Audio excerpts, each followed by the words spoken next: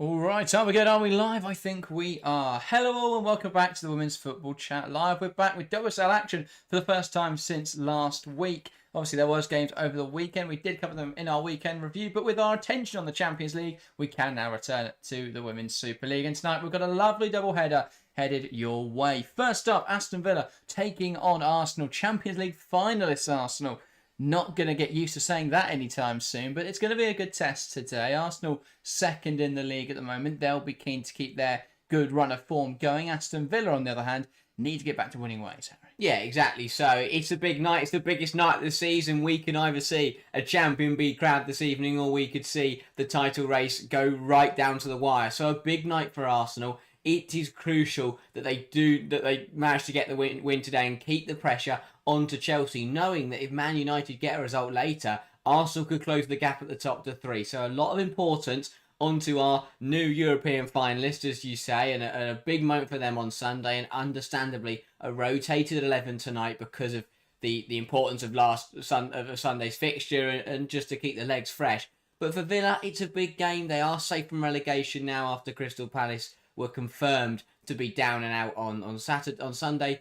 But for Villa, they've still got ambitions this season. They could still finish in a very healthy position. So there's a lot to fight for in front of a home crowd. This won't be slam dunk for Arsenal, but the form they're in and the importance that is currently on this football match, it's one of those where you really feel that Arsenal have got to make sure, they've got to go out there and make sure that they win this football match. Yeah, indeed. I think for Arsenal, the biggest thing is going to be that complacency. You come into this type of game after a game on Sunday, which was really important, a game where there would have been emotions running high, but equally the Arsenal players, they are professionals, they know how to get these jobs done, but tonight's really important, and I think actually there's got to be that belief in the Arsenal camp that the title's still there for the taking, I think. Yeah, 100%. You know, if United do get a result with Chelsea today, that gap suddenly be close to 3 points, and all it takes is Chelsea to lose one of their last 2 games, Arsenal to pick up a win, and suddenly we're going down a goal difference again, like deja vu. But it's Arsenal got to believe, and they've got to hope that something's going to happen to Chelsea. It's very doable, but the last thing Arsenal want tonight is for the title to be decided this evening, because that would be a real shame. They want to try and push Chelsea and keep their title hopes alive. It's a long shot, but they've got to keep those hopes alive for as long as possible and just hang in there and hope that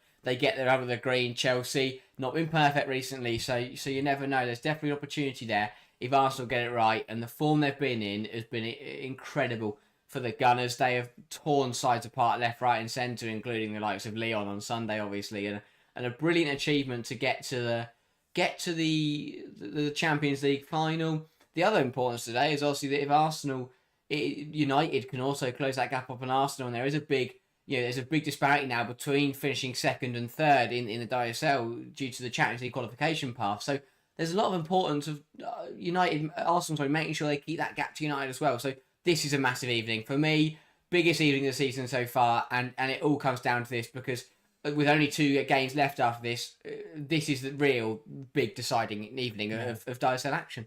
Yeah, as you say, this could go a number of ways. I mean, Manchester United can put themselves back in the contention for second place if everything pans out their way tonight. But that would take some set of extraneous circumstances. But yeah, we could see a crowned champion. We could see Arsenal back into the title race. It's going to be really important this evening. As for this early kickoff, though, let's get into the lineups for today's game. It's nice to see Aston Villa at Villa Park, as they have been all season, and they'll be keen to make the home ground a fortress. Let's have a look then at the team. It looks like a 3-4-3 for Aston Villa. In goal, Sabrina D'Angelo, obviously formerly of Arsenal. In the back 3, Moritz, Turner and Mas Pacheco. Across the 4 then it's Hansen, Taylor, Nobbs and Grant, and a front 3 of Ebony Salmon, Missy Kearns and Rachel Daly. It's going to be interesting then for Villa how this looks. We've seen this shape change to a 3-4-3 or 3-4-1-2, however you want to term it. But we've seen this shape change fairly recently. I think for some players it's been incredibly beneficial, for others perhaps not as much. But I think for one player it's really shone, Chastity Grant. Yeah, she's done very well. I think that this new system has massively aided Villa overall in wide players.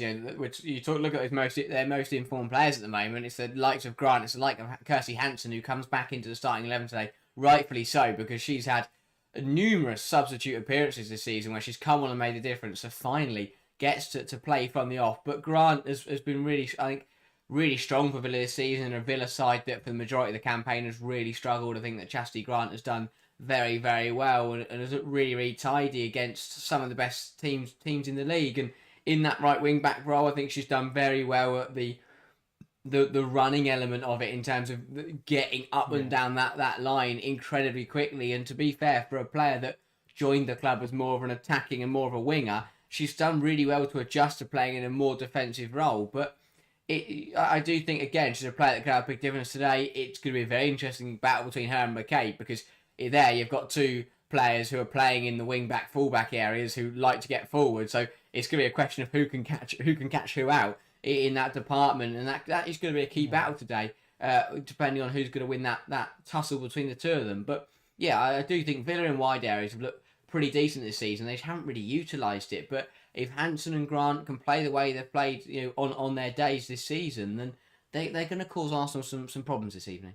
Yeah, on the flip side, though, do you think Villa may have gone too aggressive tonight? You look at their lineup and you'd say there's probably 5 named out-and-out attackers, 1 centre-half. Feels very aggressive. It is aggressive. Arroyo has shown that over her tenure so far that she isn't afraid of any side, and yes, that has worked at times. Maybe she should be. Yeah, maybe she should be, but it has worked / nearly worked. They did very well to nearly get a result against Chelsea. They played very well against Manchester City, and they've pulled off some brilliant victories. They went and beat Liverpool, but when Liverpool were out smashing everybody at that time under Amber Whiteley. But yeah, there has been some games also where they have gone for it and it hasn't worked out, and against this Arsenal side, potentially it's a little bit clumsy to not clumsy, but it could be costly. It could be naive. Yeah. I think, though, looking at their run of form and the fact that those wing backs should drop in, I think it does make sense to play the way they want to play. But it very much depends on how those players drop in effectively and how they defend against Arsenal, because that's got to be the focus today. If they get that opportunity to transition and hurt Arsenal on the break, then they can look at that and actually take a little bit of inspiration from Lyon in that regard, as that is how you hurt Arsenal, and that's what Lyon didn't do on Sunday, as we spoke about earlier today in our review of that game. And let's have a look then at the Arsenal team, because it is a heavily rotated Arsenal side, still strong though. In goal, Manuela Zinsberger, a back 4 of Wubben-Moy, Reed, Catley and McCabe. In the pivot, it's Cooney Cross and Victoria Pelova. On one flank, Kelly. On the other, Beth Mead. In the 10 position, it's Mariona Caldente. And leading the line, Stina Blackstenius.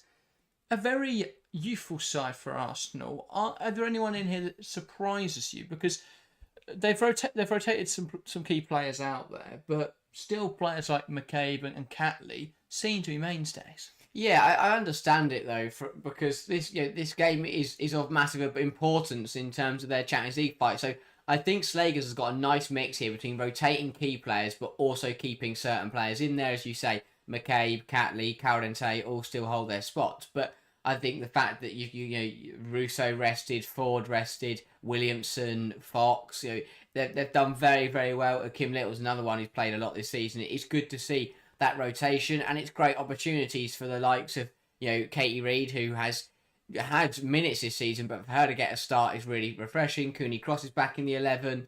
Wubben-Moy just back from injury and back in the 11 as well. So I really like it from Slagers. It's a sign of very good, strong man management in terms of she's got that team selection right, and I think that I might be proved wrong and they lose the game, then obviously you could argue she's got it wrong, but on paper it looks like she's got it right in terms of that, a really good balance between still holding that quality but also resting some key players that you want to make sure are fit and firing for the rest of the season.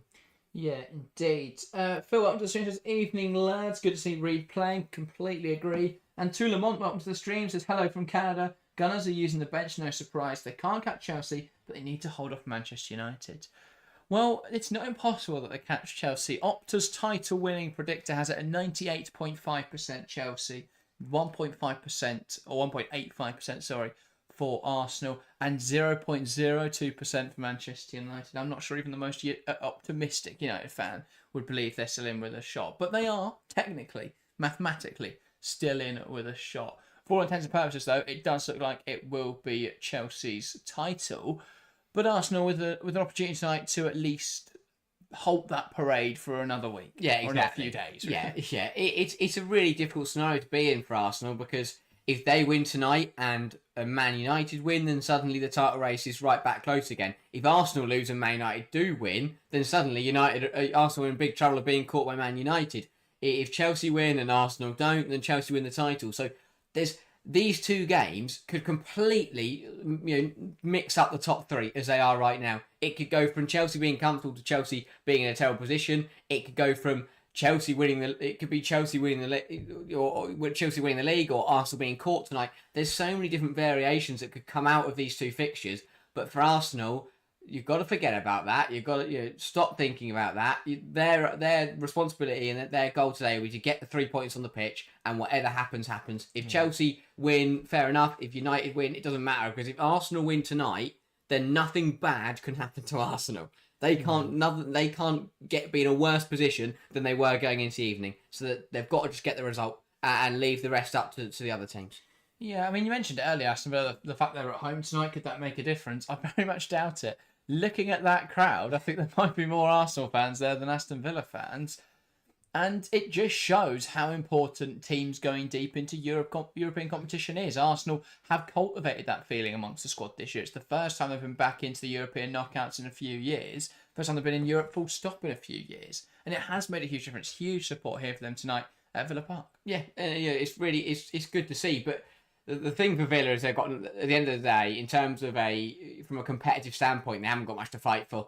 They're not in a relegation fight. They're not pushing for any European places or whatever. Yes, they could climb a couple places in the league, but I think it does change. If this was a massive match for their relegation, if they were still in the relegation fight, I think they'd have a lot more support, because they'd use it and a lot of people would back them. But with nothing to fight for, Arsenal will really try and use that for Villa, because yes, Villa want to climb the table, but if Villa do lose tonight, then they lose to Arsenal, and fair enough at the end of the day.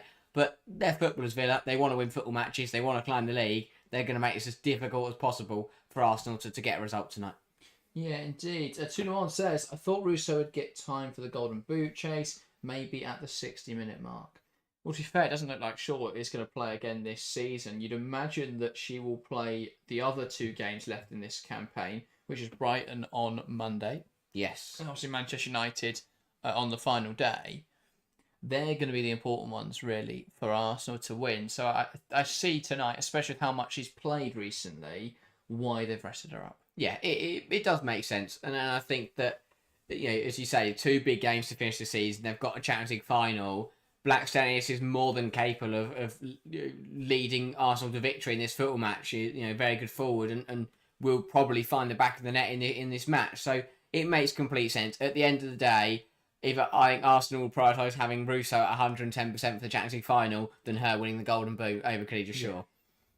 Yeah, undoubtedly so. But it will be interesting to see how Arsenal play tonight. I think obviously Blackstone is still a very capable striker, and I think with the defensive woes that Villa have had at times this season, Arsenal should be looking to capitalise on that. We've seen a very high-scoring Arsenal team in the WSL. They've scored at least 3 goals in every game since the loss to Chelsea, I believe, back in January. So really impressive goal scoring form for them. They even found 4 away at Lyon on Sunday. So no doubts about their goal scoring credentials now. Tonight, they'll be looking to keep that going against a Villa side who will be very keen to keep up their good run of form. Yeah, very much so.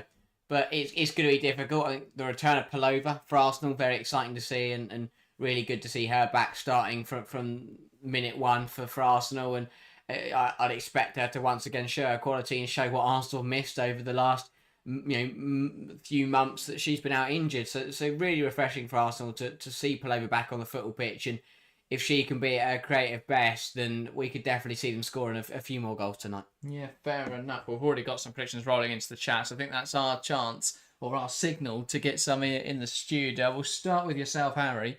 What is your prediction for tonight's game? I can't see Arsenal not winning this football match. I think they've been so strong recently, and they've played some really nice football. I do think Villa will score, but I'll go 4-1 to Arsenal. Another strong performance where they see the game through. but Villa will get a consolation. I will go Blackstenius to score, Mead to score, Caldente with a third, and Palova with a fourth. And the consolation will come through Kirsty Hansen because she had a real knack of scoring late on for Villa this season. Well, both sets of players taking a knee here ahead of kickoff. I think it's been fairly muted. I'm going to say 2-0 Arsenal. But here we go. The first of our double header is underway. Arsenal get us started here. Blackstenius knocking the ball back to kick us off here at Villa Park. It's Aston Villa versus Arsenal. As I say, the first of our double header tonight. Of course, Chelsea, Manchester United following this match. Do make sure to join us throughout tonight's action. Arsenal trying to play the ball around the back. Nice from Kelly to pick it off. Plays it through directly into Blackstenius, looking to take on the Villa defence here. Well dealt with in this stage from Taylor. Arsenal forced back. Here's Palova. Recycles ball to Caldente, and that's picked off, and Villa will look to break. Misplaced pass, though, and that is back with Arsenal. And here is Catley. I'm intrigued to see what threat Villa can carry with that front two of Hansen and Salmon. I thought Salmon has looked really sharp in the last couple of weeks. She played very well against Tottenham a couple of weeks ago, and I think a very good player and still can offer a lot to Villa. But Jordan Nobbs can't be making passes like that. That was too easy. Passed it straight to Kelly, and lucky Arsenal didn't punish. But Villa have got the quality today to potentially cause a problem or two for Arsenal. That was clumsy there from Pacheco. I think she just about got enough of the ball to get away with that one. But Blackstenius beckoning over to the officials as to why that wasn't given as a foul. Tulamon asking, does the WSL as a new fan, have an MVP award? If so, who are the contenders? There'll be a PFA Player of the Year award. Yeah. I'm not sure the WSL has their own one or not, but there'll definitely be a PFA one. You would imagine the contenders will be Shaw, Rousseau, Letitia, and someone from Chelsea. Yeah, Chelsea's hard to pick because I wouldn't say they've been like an individual. There's no standout players there. No. Because Lauren James has been injured for half the season, Gura Wrighton's been injured for half the season, Ramirez has had injury spells. Probably Aguiva Jones has been Chelsea's most consistent player, but I mean, to be fair, she should be in with a shout, but Kelly now driving forwards for Arsenal. Here's Palova. Now looking to try and fashion opportunity. Chloe Kelly.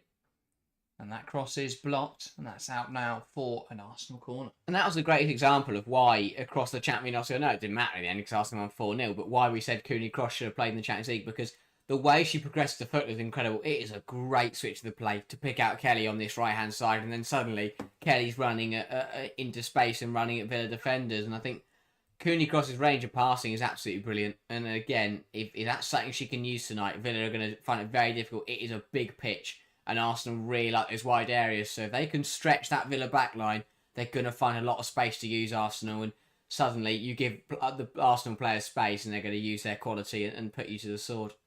Indeed. McCabe over this one then delivers it into the box, and that one's just put over the bar there by Wuba Moy. Yeah, I don't know whether she thought it wasn't going to come to her or she didn't believe in herself to put it in the back of the net, but it was, I don't think she's really expecting it. It should drop to the head there of Palova, but she misses it, and then it falls for Wuba Moy to have a shot. Yeah. And as you say, it just doesn't anticipate that at all. Shins it over the bar. D'Angelo. Here's Moritz, back to D'Angelo. Aston Villa, at the moment, constantly look like they're about to give the ball away. Yes. That's the problem. It's brave, and I like it from Arroyo, but again, we've spoken about it times this season. Lifts it in behind. That's going to find Rachel Daly here.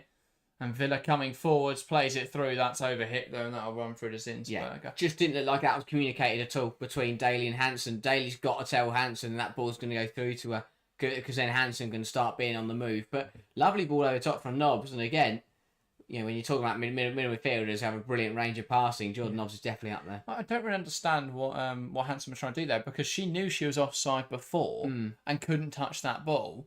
So I don't know why she came across and got as close to Daly as possible. Made it difficult for them to then use it between them.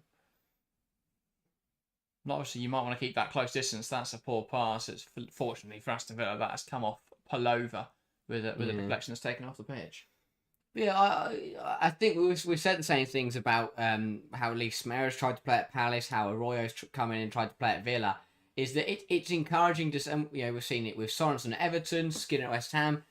great examples of managers in the bottom of the table wanting to play good football, wanting to take the game to the big sides. And but I think it shines through when you look at what the likes of West Ham and Everton, where they are trying to be more, be bolder, be braver. It's paying off because they've got the quality. Whereas for the likes of Villa and Palace, it hasn't worked because they haven't got the players. It does feel like a rebuild is needed at Aston Villa this summer. They've got a lot of high-profile and important squad players with their contracts expiring this summer. Seemingly no move yet to tie any of those onto new deals. So it could be a summer of change, really, at Aston Villa. They know now they'll be in the WSL next season following the relegation of Crystal Palace over the weekend. So, yeah, it definitely feels like all eyes on next season now for them, and so many players could be on the move. Most high profile probably being Rachel Daly. Yeah, that is a big one. I think the other one is Kirsty Hansen. They have the option to extend that deal. That one has to be extended for me. Yeah, Rachel Daly, I understand. I don't think she's been at best level this season. That's a poor giveaway from Ruben Moy. Chance now for Ebony Salmon. Can she get a shot away? Took too long, and Catley charged it down and blocks the effort. But that was clumsy from Arsenal and from Ruben Moy. Villa failed to capitalise. Yeah, got away with one there. It's really good for Hansen, just hassling away and forces the error. Falls to Salmon, who just doesn't really know what to do with it. And I think a player who, when she gets into the right areas, is very, very strong. But when she's got a decision to make and has to work out her own chance, I think does struggle a little bit. Again, Arsenal lose the ball deep in their own quarter here. Poor from Daly to give it away. They win it back quickly, though. Here's Mas Pacheco. 1-2 with Salmon to try and open the space. Daly knobs back now into the Villa defence. Here's Normaritz. Nice ball into the half-space run of Kirsty Hansen. Catley does really well, though, to beat her physically and knock it out of play. Yeah, I think that when I said that Villa don't have the quality to quite play that good football, I think it's more defensive in the defensive third. Because when they do manage to progress the ball and get it up to the players, they've got players who are brilliant with the ball, on the ball, in attacking areas. Pass into Salmon. Salmon there. Beats with more physicality, then just seems to get the ball stuck in her feet. Yeah. But again, and because when you watch the attacking moves, and when the likes of Hansen and Nobbs and Beijing are moving that ball around, and you've got Grant out there, so it's really nice football. I just think the amount of times they've conceded because one of the centre-halves has given the ball away, I think that's got to be an area they have to target in the summer for Villa, is to defensive reinforcements. But maybe not in terms of they're the best tackler on the football pitch, but in terms of a player who is comfortable and experienced with playing with the ball at their feet. Because all they've got to do, have that bit of calm, because they find that ball to Nobbs or Beijing's in there, that ball's going to get moved on, because I think they've got two players in there, in that pivot, who are really, really good and comfortable in possession. Yeah. Yeah, indeed. I think you've only got to look at what some of the other clubs have done in the league this season to see that you can go and get players like that in. Yeah. I think West Ham's acquisition of Amber Tisiak, that was not bad at all from Mas Pacheco there. The football fell to her on the edge of the box, struck it up in the air, and it looked for a moment like it might just dip in and cause Zinsberger some trouble, ultimately falling on the roof of the net, though. Yeah, she didn't catch it how she wanted to. But yeah, I think that there's evidence out there, and I think Villa are another club where if they go and... if there are a couple more players from challenging, as you say, West Ham, Martinez, Tisiak, Shemik, and Henshaw, that's four. Henshaw and four. That suddenly they look like a really strong side. Everton, they went and got Ladd and Gargo. Martina Fernandez probably been the biggest one for me, and going under the radar, a fair whack on loan from Barcelona, but she's been incredibly consistent and during her loan spell. So there are players out there that can make a difference. I think a lot of changes needed at Aston Villa. It may not work immediately, but I think removing players like Rachel Daly, who have been at the club a very long time, hold a lot of weight in that changing room and can make it difficult for new managers to come in and implement ideas. I think it's going to be better for Arroyo, some of those figures, not all of them, because you need leadership, you need experience, but if some of those figures are moved on, and for me, Rachel Daly feels like the most London City Lionesses signing I've ever seen. 100%, especially if they do get promoted this weekend. But yeah, I think Villa can. I think if anything, they've got too much experience. Too many people who not know what they're doing, but too many people that have experience to use. And I think that it wouldn't be a bad idea to replace that with some young blood, because if they get rid of Daly, they've still got Hansen and Nobbs and Moritz who have been around in the WSL for years. I think as well they've got to look at how they can use low moves better. Yeah. Because they haven't. No. They haven't really used loan moves. And when you look at some of the other clubs in the league, a huge part of their success has come from those loan deals. I mean, Everton I know January was incredibly busy for them, but they made some really important loan signings. Caldente wins the ball high at the pitch here. Now Chloe Kelly bearing in on goal. Will have a chance to shoot. Has she overworked it? Perhaps so, because that's one back in there by Maritz. Huge glaring opportunity. It looked like a foul from Mariona Caldente. Undoubtedly. I'm so glad that Arsenal scored from that, because that is the most blatant free kick I've ever seen. Caldente pulls her shirt twice and then pushes her over and then plays the ball into Kelly, who's in loads of space. Kelly, though, completely overplaying it. Maybe she felt bad for him and decided to give him the ball back. Because that was a stonewall free kick. Here is McCabe. Now Catley. Not a bad first 10 though for either side. I think Villa will be the happier team, because they've actually been pretty brave and they're causing Arsenal some problems. Yeah. And again, we've seen Villa do this when they do push up and they do get at teams. They can cause a lot of problems. The problem is that they don't seem to keep that up for 90 minutes, and they do usually end up costing themselves later on in the football match. Quite interesting to see. Pretty impressed there from Rachel Daly. Arsenal's defence don't look comfortable. The players that put out there don't look comfortable together or to play the system that they're playing. They lack a leader in that back line for a bit of organisation, because McCabe is captain and she's a leader, but McCabe and organisation aren't two words that are said in the same sentence ever. And you've got Ruben Moyes just back from injury. You've got a young centre half playing right back in Katie Reid, and you've got Catley, who again isn't an out and out centre half. So it's a real really kind of put together back four. Yeah, I think Catley though has definitely done very well in that role since she's come into it. Karakuni cross takes aim from range. That one will go sailing over though. Not near the target in the end, but from that sort of area with the way that ball settled for her, don't blame her for taking the effort. The goalkeeper was off her line. Probably had space to continue going, although to be fair, Beijing's was coming across quickly. But I think that's one thing this game's lacking at the moment, is that we've seen both sides look play pretty well. I think it's been a really even match, but we're lacking a bit of goal mouth-action. We're lacking someone to start putting pressure on the opposing team's goalkeeper. Yeah, D'Angelo. It's been a really good 12 minutes to be a goalkeeper in this match so far. I haven't really had to do anything. Ball played up the line, searching for the run of Rachel Daly. One back in there by Catley. And Catley doing well to hold off. Daly getting in front of that pass forward or clearance forward, and that is out for an Arsenal throw. And Catley there with some choice words for, it looked like Manuela Zinsberg, or it could have been Lotte Moy. Yeah, I don't think Catley just wasn't happy with. But really good, again, good pressing from Rachel Daly. Is working hard up there, hassling that Arsenal backline. Jade. And again, Villa, box him in this corner. Although they have played out of it. Mead finds Katie Reid. Now they look to come down this right-hand side. Ball lifted towards the run of Victoria Palova. Nice touch and turn here from the Dutch midfielder. Kelly. Catley back into Kelly. Finds herself in a central position here. Lovely ball in behind from Kelly, but it is over here. And that will go out for a throw. Looked a promising one, but just too much on it. Yeah. Right idea. Just got under it a little bit too much. Yeah. And, well, Enya Luko will be furious because Ian Wright is in the stadium tonight and he is taking away a seat from a woman who could be here. Yeah, so, that is true. What a terrible person. I think his son's with him as well. So. Oh, that's 2 seats. Yeah. Can't be having that. Here is Jordan Nobbs. Knocks the ball out to this right-hand side. And they'll look to come forwards again now, Aston Villa. Maritz into Grant. Here's Salmon. Back to Maritz. Very wide, the wide centre-backs in this Aston Villa system. Very risky. Well, it does feel like that is how they're going to concede. Yeah, we've seen it. It was the one way they conceded against Man City at Villa Park. Yeah. Was they just kept trying to play these, because they were 10 yards away from each other. They'd have to play that pass, and Miedemar just walked cut it out and went, "Thank you very much."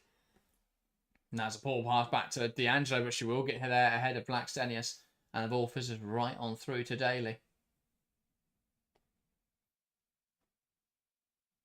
Deanzo's done well this year. I think she's in terms of how she's improved. She's done better than she did last season, but I'd still say she's a bit of a liability.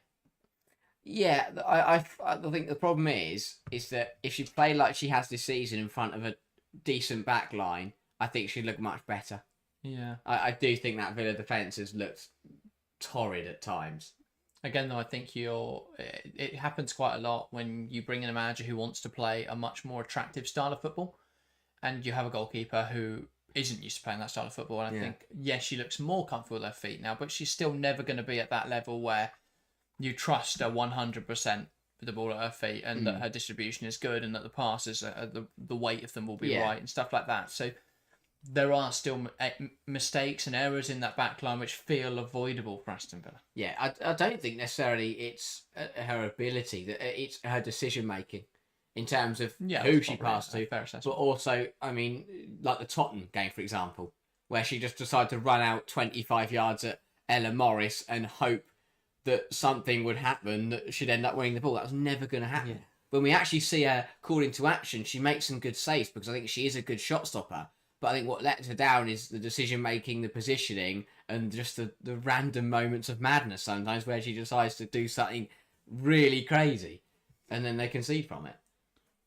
I feel as Lotta is a classy footballer, but way too passive or lethargic at times. Her pass under pressure is diabolical. Yeah, probably so. I don't think I've seen enough of Ruben Moyes. She's just not played much this season. Well, I think that didn't play much. When you are played more last season, but didn't play. When you are a squad player, you realistically only feature when you play against weaker opposition, which is what I think Phil's trying to get at there, is that I think it's a lack of top level experience in terms of, because when you are playing against the Crystal Palace and you are playing in the cup ties against the Championship opposition, you can afford to take a minute and be quite calm and relaxed in possession. She played more last season than I thought she had. I forget it was only this season that Catley came in and was more of a mainstay, but I think they have looked much more solid this season as a consequence of Catley coming into that back line, most likely. But I do think Arsenal don't rotate enough. The fact they've got 5 centre-halves, and I can't recall seeing the other 3 this season. I mean, Kadina was vlogging in the Champions League semi-final. She's having a great... She just became the camera woman for the socials. Obviously, Ilestead has spent most of this season out, obviously, with a pregnancy. Yes. I still never know what to say there, because she's out with a pregnancy. She's caught a pregnancy. So she's only played 3 games this season. They've all been sub-appearances with a few minutes on off. A ball into the box, flicked on there by O'Daly goalwards, but not able to threaten the goal. Yeah, it was a good corner, and that Rachel Day is very frustrated with herself because she doesn't find the back of the net. I like that about Daly, that that is not a bad header. It is behind her. She's leaning back, and she still managed to loop it goalwards. I think another player, I do really look at this Villa side with promise. Another player is Missy Bow-Kearns. I thought she was brilliant at the weekend. Absolutely brilliant at the weekend. Well, probably her best performance in a Villa shirt. And again tonight, she looked pretty comfortable. On the ball and playing her stuff. That is a fact. Barreled over there by Cooney Cross. Phil correcting us, saying the bad passing meant D'Angelo. Lotta can pass well, but just too passive. Oh, yeah. That does make more sense. Yeah. Yi Chang says, since Renee took over, Kadina has just disappeared. Well, she played, didn't she? Pretty much every game under Idaval, and then we've not seen her. Yeah, I know she did pick up an injury at some point, but she's not been injured for forever. But yeah, she's just I don't know if she played Man City, she played Leicester, she played Everton, she played Bayern, didn't play Chelsea, and then played a few games actually under Slagers. But then just very sparing minutes since then, and then obviously spent a bit of, I think, the first part of this year out injured. But we've not seen her in a while. No, I think she's out injured now. Actually, is this period that she's been injured for? I have to say, I really like Missy Bow-Kearns in this deeper role. Yeah, playing no Beijing tonight, which is I think again she's a good player. But and then you have Daly pushing on and Salmon and Hansen as the front two. But Missy Bow-Kearns because I do think she's a better passer of the ball than she is in terms of a creator. Yeah. And Daly playing in that sort of hybrid role, it feels like the archetypal role where you start to see that striker who perhaps isn't at the level anymore play. And you see, a winger who's much quicker in Hansen and a youthful striker in Salmon come in and take her place. Ball into the box, and that is headed away by Ruben Moy. It's going to drop to Taylor, who put the ball into the box, headed out, and that is out for another corner. A chance now for Villa to put more pressure on. David Fraser asks Kafaji. Yeah, I think I'm going to contact Interpol and say that we need to be searching for her because she's gone. This is she's been taken. Something's happened there. Surely in this football match you'd have dropped Palova deeper and put Kafaji in the 10 instead of Caldente. Surely that would have been the move. Ball into the box, and that one's just about dealt with. Not in a convincing manner by Katie Reid, but it is out of the penalty area. Ball in again from Taylor Root, and Daly trying to stretch to get there. I think she may have got a touch on it, but either way, it ends up in the gloves of Manuela Zinsberg. She got on the end of it. She was so on the stretch that she just didn't manage to really do anything with it. But another good chance for Aston Villa. And to be fair, first 20 minutes, they've been the better side. Really lively start from Villa. But the problem is, how many times have we seen this season? They haven't capitalised on it, and then suddenly they end up losing the football match. Anya Killam up to the stream says thoughts on starting Hansen rather than using her as a super sub, as she has been for Villa. The past pitch here. Max Pacheco bearing in on goal. We'll cut it back to Missy Kearns, who wasn't aware of it, and that's a chance gone. But it falls to Grant now, who tries to keep it alive. It dealt with just about by Arsenal. But that's a big chance. Squandered by Aston Villa. What a mess from Arsenal. But then Villa went and messed up themselves. Brilliant pressing again. Great ball round the corner from Hansen. This is just take... Pacheco's got to take the pace off it. She passes it to Bo Kearns rather than lays it off to her. If she lays it in front of her, Missy Bo Kearns can shoot or from that. Hit it. Yeah, or Pacheco just shoots. I'm not saying Zinsberg's a bad goalkeeper, but I've seen strikes in that area go in against her. Pacheco just fizzes it at Kearns, and Kearns then has to take that touch because it's right underneath her. And very interestingly, Zinsberg is now taking the goalkeeper sit-down moment because in the first 22 minutes, Aston Villa have been the better side here. Arsenal with potentially a bit of a European hangover. Well, it's just, again, I think that it's that classic thing where if you rotate halfway, then, so they've sort of done like 50-50 rotation. Half the team is normal, half the team's rotated.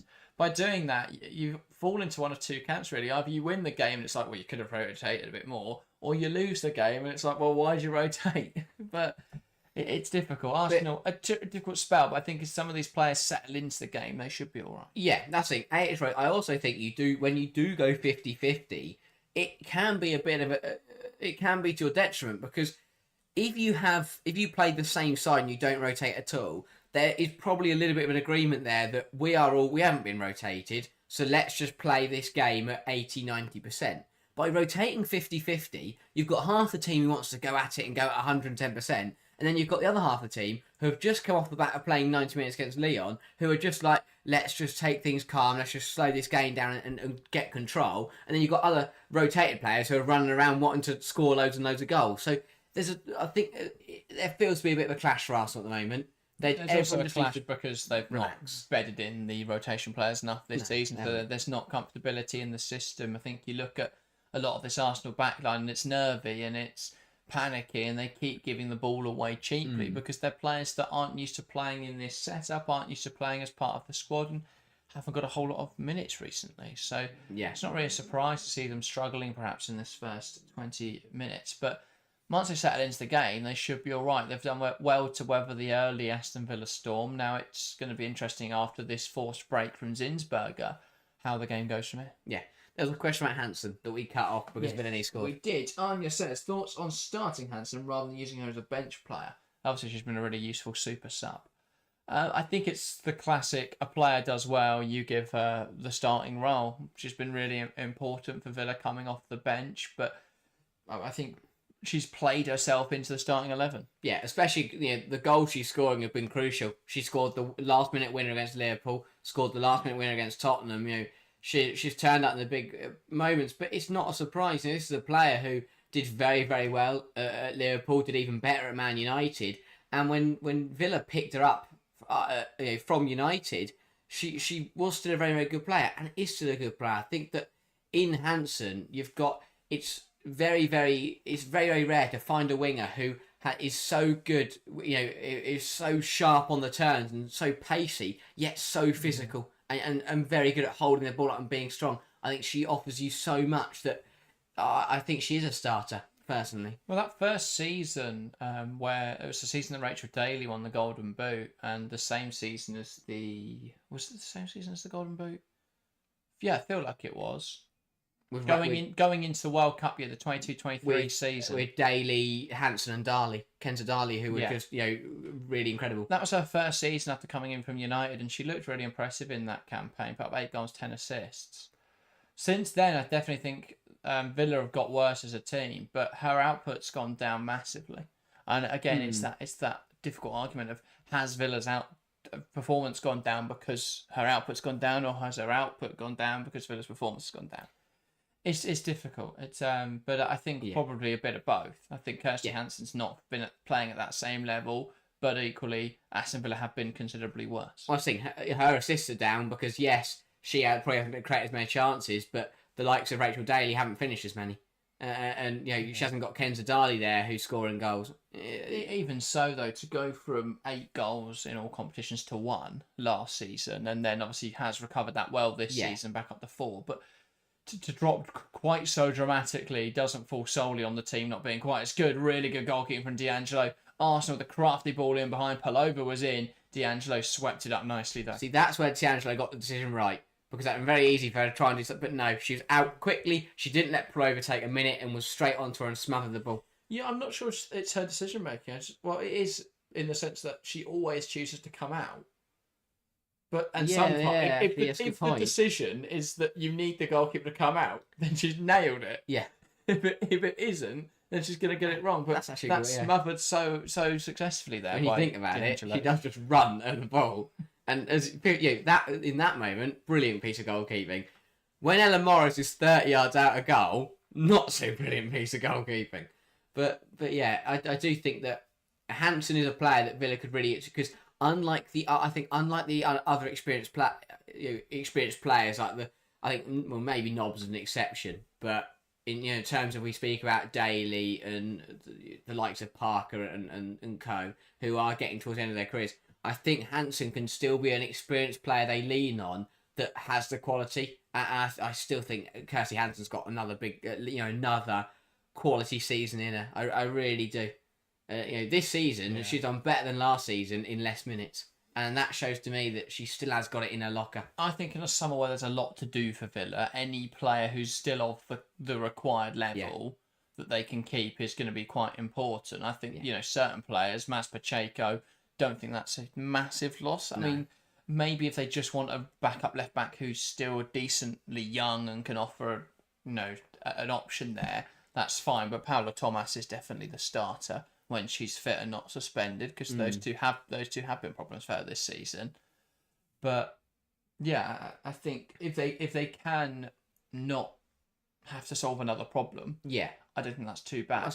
I think in terms of the focuses, they need to bring in a centre half or a couple of centre halves who are much more comfortable playing in possession football, playing possession heavy football. If that is what Arroyo is looking to do.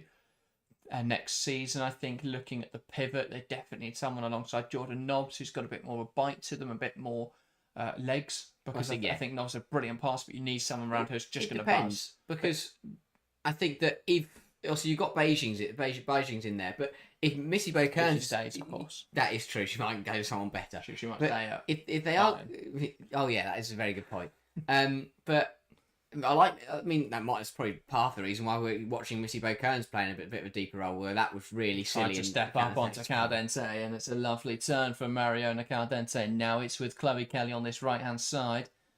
And Arsenal seem to have numbers forward here. Kalis to take on Pacheco. And that is a ball into the box. Took a nick off the Aston Villa defender, though. That will be an Arsenal corner. Yeah, Arsenal, since that break where Zinsberger went down with a horrendous injury, they've looked better.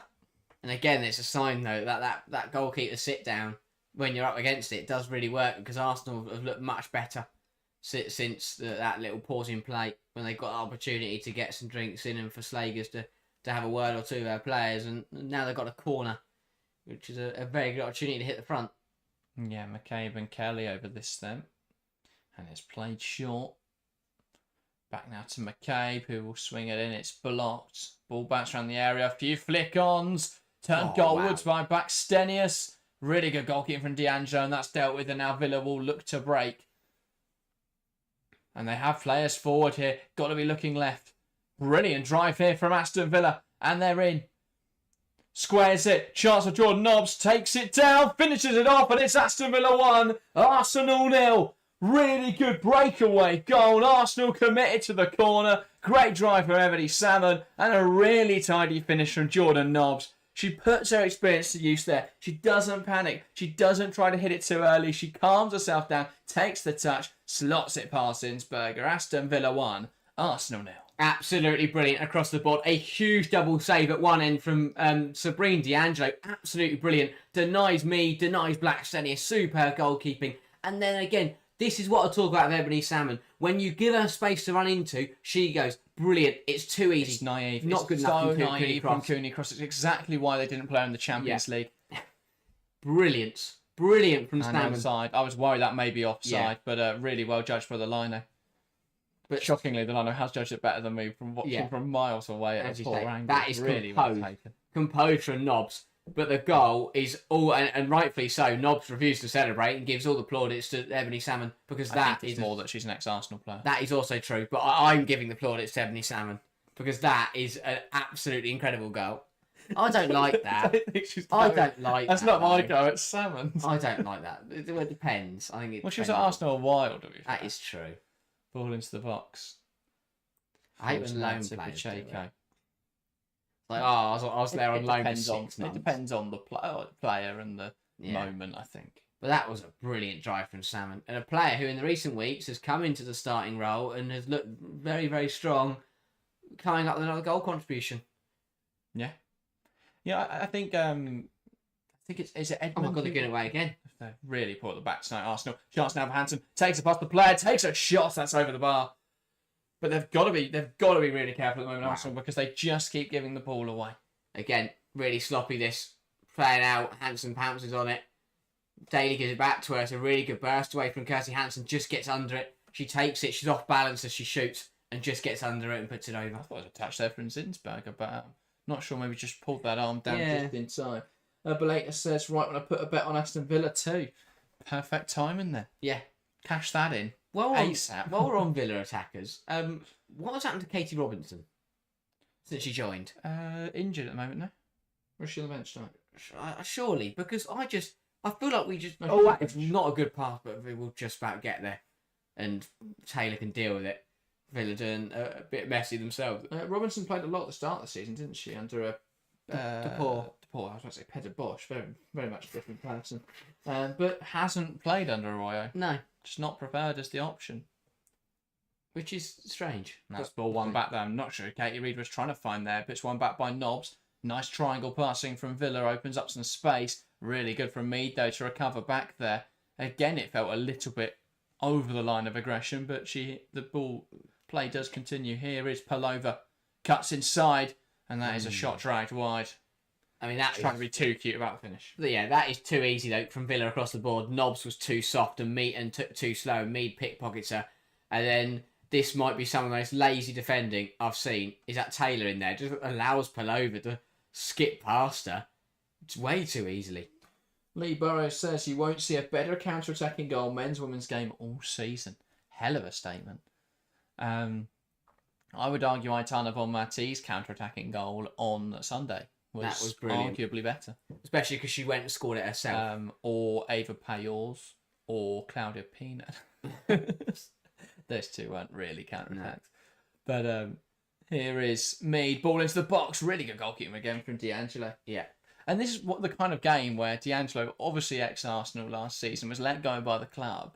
You do have that extra fire in your belly. Yeah. You want to prove that your old team wrong. It's like Emiliano Martinez whenever he plays against Arsenal. Yeah. Feels like he's Gianluigi Donnarumma. Yeah. Because he makes every save. And so far tonight, I mean, yes, D'Angelo has tried to pass it to the Arsenal forwards occasionally, but most of the time looked really solid and some really nice bits of goalkeeping. Yeah. if I mean, you cut to 20 minutes time when she sprints at the halfway line to try and get the ball. But genuinely, if you gave another goal, D'Angelo's shot-stopping ability and combined it with another Van Domselaar. Yeah. In general. In general. No, if you gave Van Domselaar the ball playing ability of a top goalkeeper, she'd genuinely right up there, because I think D'Angelo, because I think her shot stopping is superb, and the commitment is something I think a lot of goalies actually lack, especially in the women's game. I think Zinsberg is actually probably the one with who isn't brave, doesn't run at players and just go hell for leather and see what happens. But I just think that if D'Angelo can get better with the ball at her feet, she could be a top goalkeeper. I know why they went Zinsberger, because she is less error prone. But I do think that D'Angelo is arguably a better goalkeeper. But equally, I'm not sure she would have accepted strictly backup minutes. Yeah, sorry, we're saying that. She's just kicked upfield for absolutely no one. That's what I mean. Needs to get better ball playing ability. Reed's on a charge. That's a good run. Finds Blackstenius, but again, the hold up isn't good enough. Yeah. It's not the same when you haven't got a tries to slot in Blackstenius. Really good defending in there from Turner, and will knock that out of play. Yeah, well defended. Just dealt with it. Didn't commit too aggressively. Didn't dive in stupidly. Just stood her up and let Blackstenius overrun it herself, and then just take the ball off her. Well stepped in there. But well managed by Aston Villa. And the difference is between this game and other games this season is that Villa have got the goal, because there's been so many games this season where they've been the better side, just not scored. But now that they've got that goal, they've put themselves in a really good position. And Chelsea will be watching this with eager eyes, because as it stands, Chelsea are could win the WCL title tonight. Indeed, I wasn't going to say it because that puts the kiss of death on it. And Katie Reid is now looking to hit one from range, but that is less than convincing. But yeah, no, I wasn't going to say it. I don't want to jinx things, but as it stands, Chelsea would have the opportunity tonight to win the Women's Super League. Even a draw wouldn't be good enough for Arsenal to stop Chelsea. Well, if they do lose to Aston Villa, a Chelsea draw would be good enough. Yes. To win the title. Which is the perfect situation for Chelsea, because they haven't got an easy, it's not going to be an easy win against Man United. No. Yeah, it's a really irritating goal. I hate the fact that Chelsea playing United so close into the season, obviously, with the two sides meeting in the FA Cup final. That is always a shame. I think they should obviously, though, compared to Man City, it's fine. Oh, yeah. It's not 4 consecutive games against Man United. That will never happen ever again. Never. The only way it could be even more ridiculous would be if they got Man City in the Champions League final, FA Cup final, and final day. Yeah, that would be absurd. That would be a good watch. But again, the chance of that happening. Period. That involved 2 English clubs getting to a Champions League final that aren't Arsenal. Yeah. Because apparently Arsenal are the only English club that can get to the Champions League final. For anyone else, it's just impossible. Yeah, let's just pretend Chelsea haven't been to a Champions League final based on how 2021 went. Yeah. Fall into the box, and that will run through. It will depend. I'm intrigued to see how Arsenal will get on. I don't think Chelsea didn't deserve that. They weren't there. They got the place in the final. They didn't turn up the final. Phil says Chelsea United should be a good game. Looking forward to that one. Yeah, I can't wait. Looking forward to it. I don't know how to feel. I love a trip to Wembley. Oh, the FA Cup final, yes. I thought Phil meant later tonight. Probably. That's probably what Phil was talking about, to be fair. It makes more sense in the FA Cup final. He's not going to Wembley. I am looking forward to it, though. I always like watching Chelsea play, other than when they play Barcelona. Then I am very sad. Yeah. That's proven by my train ride home last weekend. But, yeah. Anyway, Aston Villa in possession. Arsenal have grown into the game, but I don't think they've looked much, Here's Grant. Much better. Ball delivered in towards the back post. Salmon can't quite get there. Pacheco's going to bust a gut. Not going to get there, though. I think the way to put it is Arsenal got better, but I still don't think they're playing well enough to win this match. That's their problem at the moment. Only 7 minutes till half time now as well. Well, they've got better, but they don't look better than Aston Villa right now. No. Here's Nobbs. Which is a credit to Villa. Yeah, Arsenal can still win the game while playing worse than Aston Villa. This is football, but at the moment, if Villa keep doing everything right, Arsenal need to take a leaf out of their North London rivals book of how to win when you're not playing very well. Because Tottenham are the masters of that. Just smash it in the box and the goalkeeper puts it in for you. It's usually Tottenham's strategy. Yeah. Then once you do that once, don't ever do it again because that'd be a terrible idea. Connor says when every match counts, RS has changed the team. I think it's a difficult time to criticise Renee Slagers after the brilliance of Sunday. I think I understand the reason of changing the team tonight. They've played a lot of football recently. I think Arsenal, as much as they'd love to win the WSL, know that there's no realistic possibility there because they'd have to be perfect and Chelsea perfectly poor. But yeah, I think it's more smart to just rest those players up because Barcelona will be. Barcelona have still got to play the League Cup final, I think. No. What? I agree with you. Oh, sorry, I thought you know. No. Copa del Rey final. Well, I don't know what it's called in the women's game. They've still got to play that, which will probably be their most important game left. But I imagine they've won the Liga F or are going to win the Liga F in the next 5 minutes. So, yeah. Mead, frustrated by a lack of options there, goes back to Reed. Now pass inside to Victoria Pelova. Has been too slow from Arsenal. That's been their main problem. Yeah. Especially with Aston Villa playing a 5-back tonight in defensive areas. It's very difficult to break that down. And they've won the ball high at the pitch here, Villa. A sloppy pass from Arsenal again. And Hansen now will look to take on Catley. Has Salmon in support. Tries to play it through. Catley does enough. Hansen to Salmon. Daly, who's just seems a yard behind the play there. Yeah. Reacted so late to that pass going back to her. That pass had to be better through from Hansen. It's got to go wider. Got to go wider and let Salmon run onto it. Tried to play it through Catley almost. Didn't work out, but they've still got the ball. They've got to use chances like that. Well, now they've been caught themselves. And now Arsenal looking to play Pelova. There's a difference there. There's the Villa turn over the ball with 1 versus 3, and she's sprinting at the back line. Arsenal won the ball there with 3 on 3, and they turn around. Yeah. And look who they can pass to. I just don't understand that there. That sort of position, why are you trying to be ultra protective of the ball against what is, theoretically a weaker opposition? They should be being a bit more ambitious in possession. Lee says, regarding Katie Robinson, I can't understand why she left my club Brighton at the end of last season. I can understand why she left with all the upheaval and uncertainty, but I can't help but think she would have thrived under Dario. Yeah. No, I agree. She probably would have done well. Equally, I imagine there was a bit of a dispute there between pay. I imagine Villa have paid her probably a lot more than Brighton were willing to, especially with Brighton looking at players like Fran Kirby. Rachel Daly's better at that. Difficult game. She's doing really well. The off the ball stuff is brilliant, but whenever they go off the ball goes, that's a great opportunity to shoot.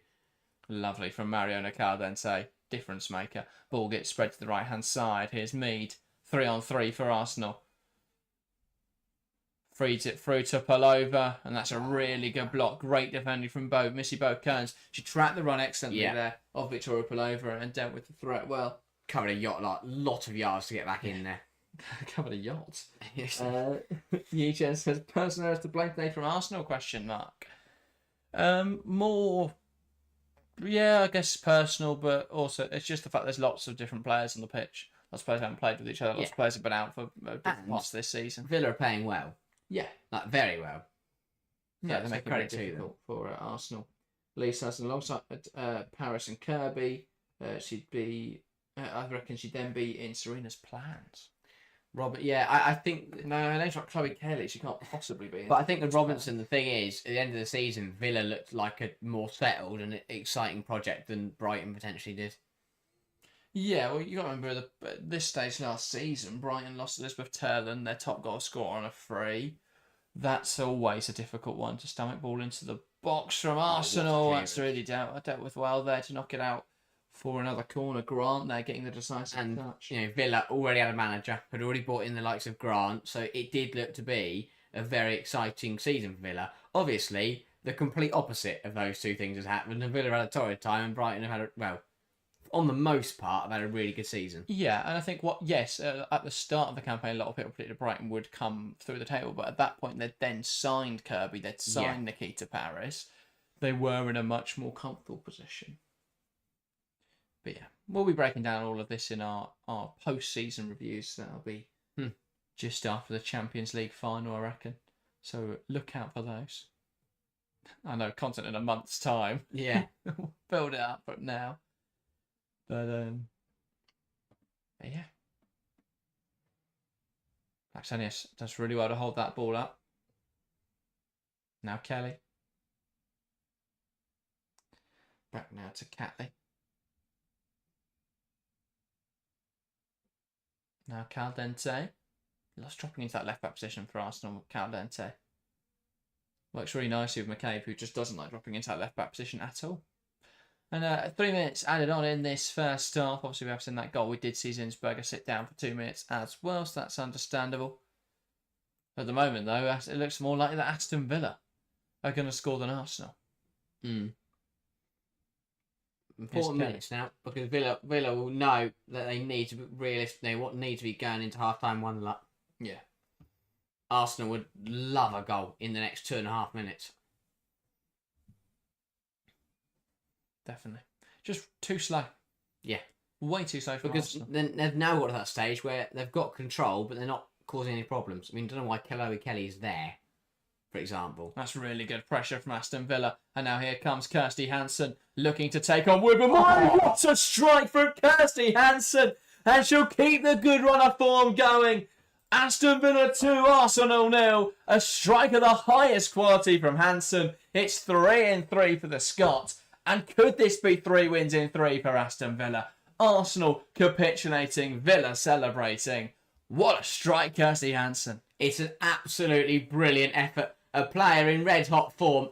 And again, comes up with another big goal for Aston Villa. And Arsenal are caught out. I said, why is Chloe Kelly there? Why is she in that position? I have no idea. Gets robbed from Missy Bokearns, another player in brilliant form. And Wooben Moy has to engage because you can't let a player like Kirsty Hansen shoot from there. And it's a great strike. Zinsberger's not going to save that. The power and the accuracy driven through that football. No goalkeeper's saving that. Yeah. And Kirsty Hansen doubles Villa's lead. It's too soft across the board. I don't think Zinsberger retreats quick enough there. She's got to get back on her line as soon as Kelly gives that ball away. Instead, she still seems to be retreating. Moy, as you say, just doesn't want to get involved, doesn't want to get tight enough there. And yeah, really well taken from Hansen. I'm not saying from Moy that she needs to dive in and commit there, but you've got to engage with the player. Get yourself low and just... Because what Moy did there, because of where they were on the football pitch, was basically just shielded her towards the goal. Directed Hansen towards the goal. You've got to get low, you've got to engage, and you've just got to try and block the goal as much as you can. Because if she shoots from a narrow angle, you back your goalkeeper. Knobs. I'm okay. Aston Villa find another one here. They come down the right-hand side. Grant plays it through. Ebony Salmon in behind here. Can she beat McCabe there? Yes, she can. Salmon in for Villa, and she got as excited as we did in the studio. And she's put it over the bar. Wow. Arsenal are so open at the moment. But again, talk about that lack of organisation there. Because Catley decides, let's play a high line and play her offside. McCabe decides, no, I'm going to run with her. And they get in a complete mess. Because Catley jumps up and McCabe runs past Catley and ends up playing Salmon on. And again, we speak about that lack of organisation in that back line for Arsenal tonight. Shining through again once there. And it nearly led to a third goal to Villa. Salmon will want to do better. But again... causing all sorts of issues. How she won that foot race with McCabe. She was so far behind her. Really good stuff. Here is pull over. What an end to the half. Carrying the ball forwards. Is there another goal in this first 45 though? Mead, pull over. Mead tries to play it back through to pull over. Here's Weaver Moy. And Arsenal recycling the ball, and that will be the end of the first half here. Aston Villa 2. Arsenal 0, and as Lee says in chat, Trouts Leon last week go 2-0 down against struggling Villa this week. That's football for you, hey?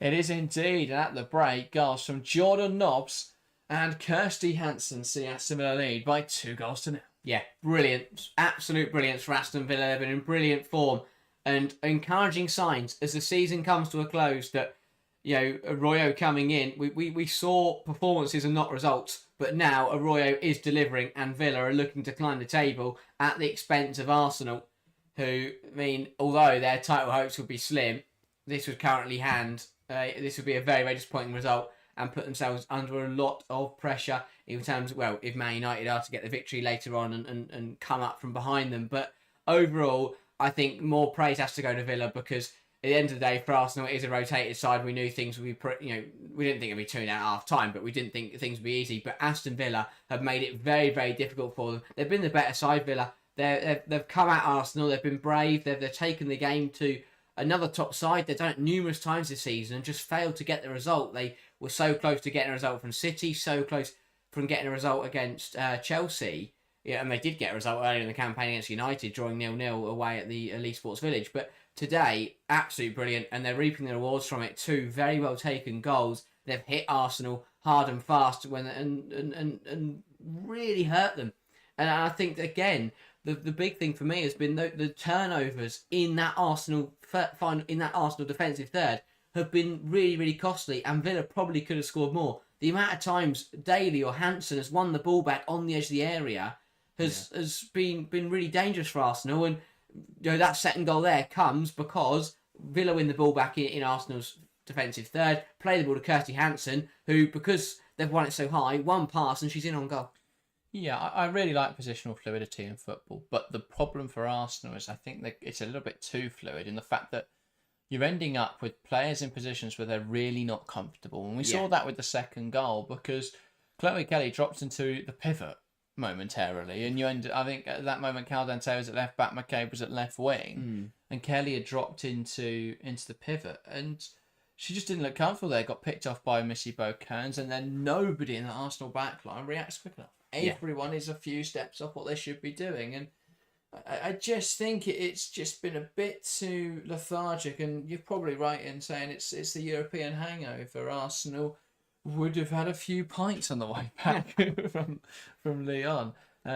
No, I kid. But obviously coming off that high, coming off of that celebration, there would have been a lot of excitement around that game. I think you come into this game with the rotated squad as well, with probably not putting as much into the preparation. Aston Villa didn't have a game at the weekend, didn't have a game last midweek. The last 9 days in training for Aston Villa have been, look at Arsenal. What do Arsenal do? How do we stop them here? How do we stop them there? How do we make life difficult for them across the board? And it's paying off, because they've made life difficult for Arsenal constantly in this game. Yeah, it's what we praised Arroyo and Villa for in the Chelsea game, where if it wasn't for a mailing own goal, they'd have drawn 0-0. And that was Arroyo's first game, but it was the same thing. Arroyo came in and they decided that she wouldn't take the team in the Man City game. So Sean Goater did that game. But what it meant is that Arroyo had 8 days to plan with the squad for that Chelsea game. Or at least plan with the staff and herself how they wanted to play. And again, what we're seeing is a top manager who, when given time to figure out her opposition, is causing them a lot of problems.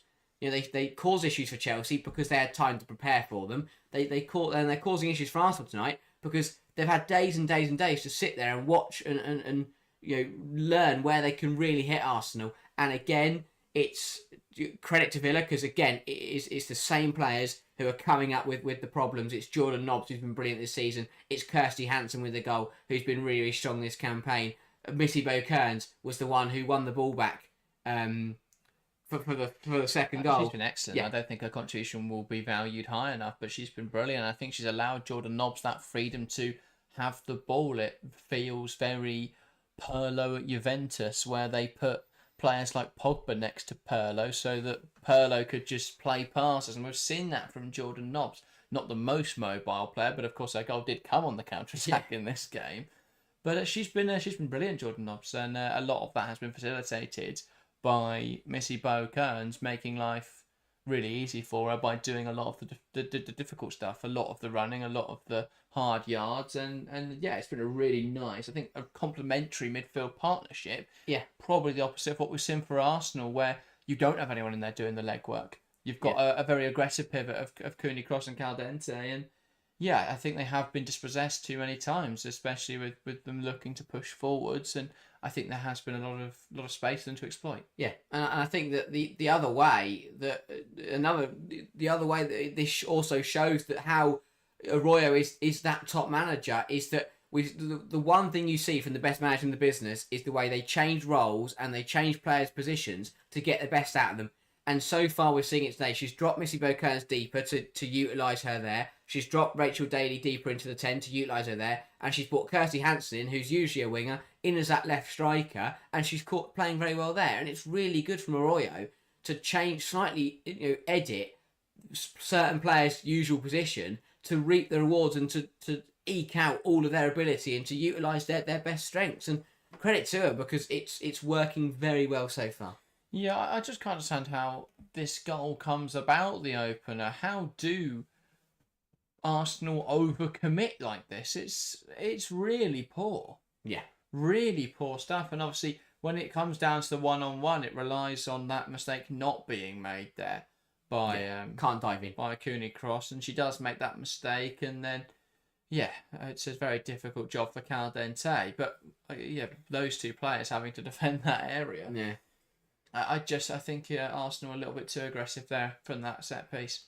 Also, no one's come back in and focused on knobs.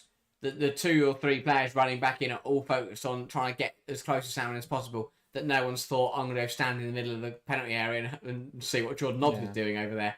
But yeah, really good stuff. And then the second goal is so simple, and it's really silly from Arsenal. It is such a good the actual strike is absolutely brilliant. But Missy Bo-Kearns doesn't even win the ball back. Kelly kind of gives it to her, and Missy Bo-Kearns one pass into Hansen, who breezes past William Moy and just smashes it into the net. Yeah, William Moy makes life way too easy for her there because Hansen hasn't even beaten her. No, she's just gone to the side of her. Any other defender there, you nudge her, you're getting in with a tackle, you're doing something to put her off. Yeah. And I think it's just, I think Phil put it really nicely earlier when he described Owen Moy as too passive. I think that's exactly what we saw there. Really passive defending. Got to be a bit more aggressive there. Got to show a bit more bite. And I think that's let them down there. But yeah, it's one of those games where you've got an Arsenal side who are perhaps feeling a little lethargic and tired after Europe on Sunday. And you've got an Aston Villa side who I think are really up for this game and really want to win this game. So yeah, it's been very impressive. Right, I am going to go grab a drink for the second half. Would you like please. one? I'll leave you to give your thoughts and chat. If you want to get involved in the live chat, please make sure to do so. Give Harry something to talk about for the few minutes I'm gone. Yeah, I think what this...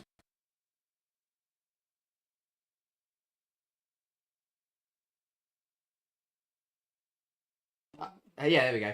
I don't know what that was. I think what this proves is that Arsenal have to be...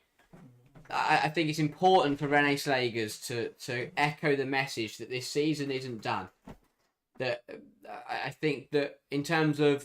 Yes, they've got to the Champions League final, but it's very important that they remain focused in these final 3 matches because they... Clearly, I think that now, they've got to... I'm not saying... Obviously, they're not just relaxing. They're not already on holiday, but they've got to the Champions League final. They've done the hard bit. They've experienced that massive success.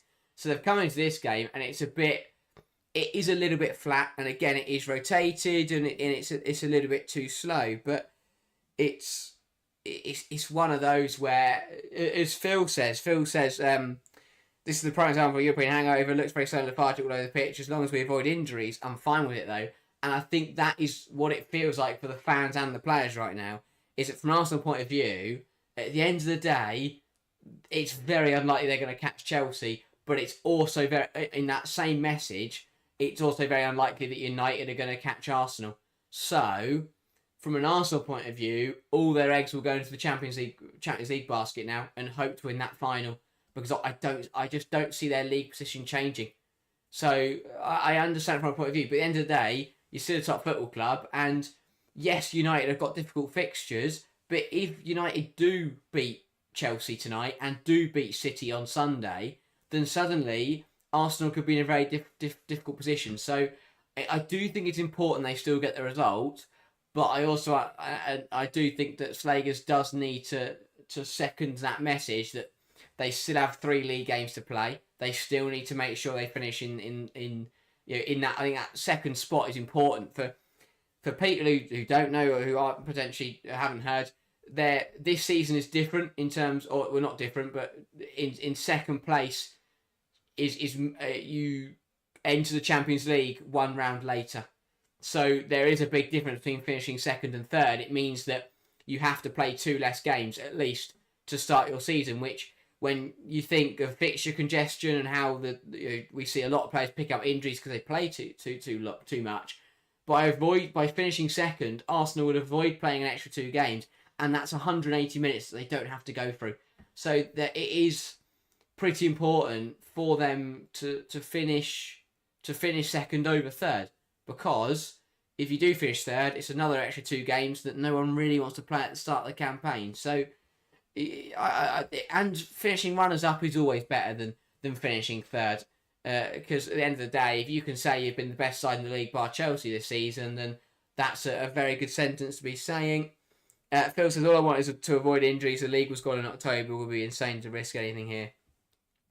Yeah, I understand in terms of the injuries point of view, but I do think that Arsenal just got to be careful. It depends on what happens tonight, because if Arsenal do lose this match and Man United beat Chelsea, then suddenly it puts Arsenal's second place in a precarious position. If United lose tonight, then I think you're right. I don't see that Arsenal being in any difficulty in the league. But yeah, it all depends what Man United and Chelsea do this evening. Paul says this is what happens when a manager underestimates the opposition and puts out a weak squad.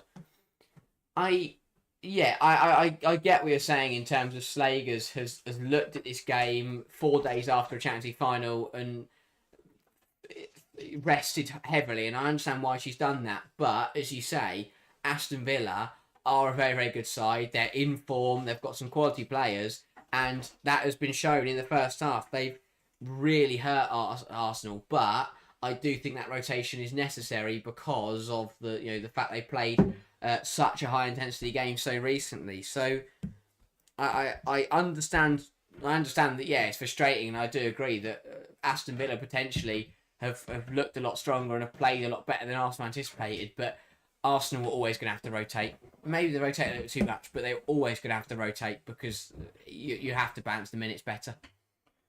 I think it's been the biggest criticism of Sagan, actually, is that she hasn't balanced the minutes better. So when she does, they end up losing. So yeah, I think it's difficult when you come into a side 4 games into a season. Obviously, they had a January transfer window where they weren't incredibly active. But I think it's difficult when the squad isn't moulded to your liking to use those rotation players, because they're perhaps not players that you think suit the system tactically. But I think by not giving them that experience, by not giving that don't know what the word, I can't think what the word is, but by not giving them that experience in the side, it's difficult then for them to that exposure to this brand of football. It's difficult for them to come in and do a job. Arsenal are now returning to their big name players, Little and Williamson, coming on for Arsenal. Yeah, I'd say it's the things they are lacking. They're lacking organisation, they're lacking experience, they're lacking leadership. And they were lacking bite, and they've got Kim Little on there, obviously. There we go. And Williamson had a little organisation to that back line because they were all over the place. As a back 4, there was no organisation going on there. So 2 changes that should benefit them. The question will be now, is it too late? Because if Villa play like they did in that first half, they're going to take some beating in this second 45, and Arsenal are going to have to play very, very well. Yeah, and Russo coming on as well. Okay, so they really are throwing the kitchen sink now at Aston Villa. Yeah, that does change things slightly because Williamson and Little will offer more control and more stability, but Russo coming on as well offers potency. Yeah, and an attacking threat. But again, though, when this game isn't of massive importance, and I'm watching Leslie Russo come on with her right knee strapped up, is it really worth it? It's not of massive importance, but equally, if they are to lose here and United do beat Chelsea, United would go ahead of Arsenal. And I know Arsenal play United, so they could make that gap up, but they might also not win that game. That is, and yes, second and third, you could argue, well, the difference is negligible, but I think especially with the timing of the qualifiers this year, the fact that the qualifiers come a few days after the Euros final, I think it's only it may only be a few weeks after the Euros final. For someone like Arsenal, who you'd hope England will be there or the semis at the very least, they've got players from Spain, obviously with Caldente. There's a lot of players Arsenal have at the Euros. A lot of them then won't be wanting to play a few days or a few weeks after that final. Yeah. So interesting. It's Wu Moy who makes way for Williamson. Cooney Cross who makes way for Little. They're like changes. Russo carrying on for Palova though. So they've bought Alessia Russo on and put her in the 10. Yay. Big fan of that. So what you're doing is what Slagers has done now is that she's risking Russo for 45 minutes while playing her out of position, where we know she isn't as potent or as dangerous. And again, Interpol, if you are watching, Rose Kafaji still missing. Yes. Where has she gone? Nobody knows. And in fact, some posters. Yeah. Of her in a Herken shirt. That's the last shirt I saw her in. All goes back here to D'Angelo, and Aston Villa going to try and sting Arsenal early on here by pumping it long. Hasn't worked though, as Reed wins the header. Ball drops into midfield. Russo with a big win in there. Does fall back into the grass though of Aston Villa. And, neither side able to get a foot on the ball, but it does now spill out to Rachel Daly, and Aston Villa can play their football again. Taylor, Nobbs. Would you not have bought on Little and Williamson, given it 5-10 minutes, and then bought on Russo if you still haven't got a goal? Like, it's something we see Sonny Bomastore do, where she'll make 2 changes at half time, then another change 7 minutes later. McCabe gets caught in possession. Grant gets there, it's a goal. And that is a huge mess. And they've made a triple change, Arsenal, at half time to try and change the game. But that is a huge error. And now they've got a mountain to climb. Katie McCabe, what is she doing there? Picked off way too easily by Chastity Grant. A miscommunication between the goalkeeper and the defender. And then Grant pokes it past Zinsberger. Took a nick off the goalkeeper as well. But what on earth has happened between the two players there, McCabe and Zinsberger? It's a complete mess. I thought I was watching an online video game and McCabe and Zinsberger... They're disconnected. Yeah, ridiculous. McCabe just doesn't seem to react, gets it all wrong. What's Zinsberger doing? Just runs out to it, doesn't need, and tries to boot it away. I'm not sure what either player's trying to do there. It is an absolute... McCabe's basically just misread it and made a meal of it. Does she not know that Grant is right on her shoulder? And then Zinsberger... I don't know what Zinsberger's come out to do. Grant doesn't celebrate because it doesn't feel like her goal. Well, it's not. She hasn't tried to shoot. She's just trying to knock it past Zinsberger. And because Zinsberger's jumped and tried to kick it away, it's just gone in. What a mess. And as you say now... Yeah. So what Arsenal have now done is they've brought on 3 players who they would have liked to rest today. They've got to play 45 minutes. And at the end of the day, they're probably not going to turn this around now. So now you're just making Williamson, Little and Russo play 45 minutes. They shouldn't really need to play for no reason. Well, they could make a game of this now, because here come Arsenal on the counter-attack. Kelly puts it in there, and I thought that was going to be another own goal. But it's a very good clearance from Miri Taylor. That is the most Aston Villa thing I've seen all season. Get yourself 3-0 against Arsenal and then just slot one home past your own goalkeeper. It's not the first time Arsenal have been 3-0 down this season. And in that game, they won 4-3. Now, I know Smith isn't on the pitch, and she's not going to pick it up in the penalty area or catch it in the penalty area, but things can happen in football. But, yeah. They can. What a weird moment for Arsenal. I don't know. I have no idea what McCabe is doing, and then Zinsberger just panics. Arsenal corner. They've a bit of a weird moment there. I think and now Arsenal... Break. Missy Bokern's trying to chase that down. Catley does well with the header. Kelly pokes it forwards. Here come Arsenal. Williamson finds herself slightly out of position. Lovely link-up play. Here's Kelly. Ball into the box. That takes a flick off. It was a weird one there between Nobbs and Kelly. I think that did come off Nobbs then. That will be a corner. I think Arsenal players are playing half a second behind all the Villa players. Corner there, falls to Blacksenius, and she takes just a minute or two just to go, hang on, why don't I just kick this ball towards the goal? And by the time she realises she could kick it, the ball gets booted away. No idea. Mess, but they could get themselves back in the game through this corner. Ball in towards the back post there. Really good punch from D'Angelo. And again, she's shown up in this game. Oh, yeah. It's their best performance of the season. In an Arsenal shirt, you'd have expected her to make a mess of that and give the opportunity opposition. There, deals with it perfectly. Yeah. Really strong performance so far. Lee making a good point. I thought part of McKay's game was her aggression, her physicality. Muscled off way too easily today. Yeah. Even by Salmon in that chance right on the end of the half where she could have put Villa 3 up in that moment.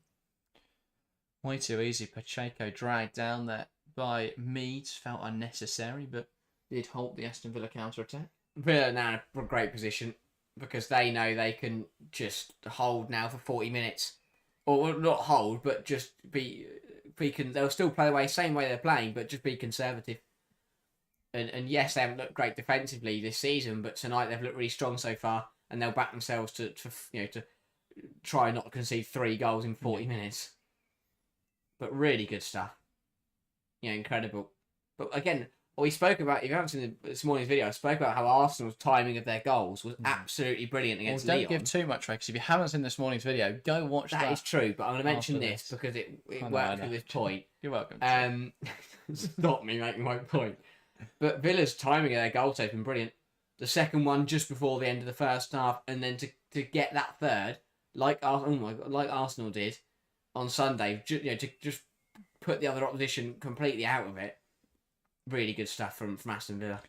Aston Villa's bravery in possession has usually been to their detriment this season, but I think in this game today, where Arsenal are super aggressive in the press, it's been really effective because every pass looks like they're about to give it away, but it is just about working. If anything, it's too fast, it's too aggressive from Arsenal, because what's happening is the pass will be too weak, and rather than a more passive press that would just run onto that loose ball, Arsenal already ran past it. The pass is some of the passes are so slow and not got enough behind them, but Arsenal just run past them. Arsenal's attack, they're so stagnant. McCabe's stood there in a position where she could deliver the ball, and there's just no movement. It's happening again. She's going to drive it herself here, bursting towards goal, McCabe, and that is the ball punted towards the back post. That guy out for an Aston Villa corner. Aston Villa goal kick. Arsenal, no movement in that front line. I mean, that was brilliant. Yeah. This is it. She looked up McCabe, no one's in the penalty area, so she had to go drive it herself. And then she made that right decision. I don't know why she didn't keep going. Yeah, because she then looked up and went, there's there's still no one in there. So surely you keep running, right? No, you just go kick it in the penalty area and see what happens. Indeed. But Paul says, I hope Barca aren't watching this. Indeed. Yeah. Alex said, KCC, Pullover midfield is this bad. Which it's not Pullover in there. It's been, or at least first half it was Calder and Taylor. They've taken Cooney Cross off, and now it's Kim Little in there. Black Saints running in behind, unable to win the physicality, the physical battle. That's been the story of this game. Villa way more physical. Yeah, really good defending from Taylor. Does very, very well just to stand her up, be really aggressive. Direct ball from Williamson, looking just to make this game more difficult. Does Russo beat Taylor there? Probably. But, she's playing in the 10, so we'll never know. Indeed. Arsenal responded well, but the problem is they're going to need to score soon. Really soon. So that's a good ball in. Williamson. Good save from D'Angelo, who's going for Golden Glove today. What a save. And talk about stepping up against your former team. Brilliant corner. Williamson really close range, really strong save that is. Firm hand behind it as well and pushes it out of arms. We see so many of them where the goalkeeper would get a hand to it, but would just kind of push it into still push it into the bottom corner. That's really good goalkeeping to get that solid hand to it and push it away. Yeah. Sabrina D'Angelo has turned up today. Been absolutely immense. Yeah, she wants an honorary winner's medal from Chelsea. Yeah. One of the ones Black Saints got last year. Little dinks it forwards. I don't know why she's gone for that one, D'Angelo, though. Did take a touch. Fair enough. She's never going to get there. That's why it looked comical, because she just throws herself at it. Ryan says, is D'Angelo your player of the match? Oh, yeah. At the moment. She's like, it's hard because there's so many good players. Everyone's on Villa's been brilliant. Probably Jordan Nobbs, but... Yeah, we'll see what happens, because D'Angelo could just punch it in her own net in a minute. No, not tonight. No, Kelly corner again. Absolutely on one tonight. Ball into the box. It's a mess at the moment, and that one is cleared away. Not dealt with, though. And Little just really well to keep that alive. Williamson tries to cross it in. It hits a Villa player, and it's another corner. I think Aston Villa should stop Maz Pacheco being the one to mark Williamson, because that's 2 corners now that Williamson has made first contact with. Yeah. Again, learn your lessons. Be smart.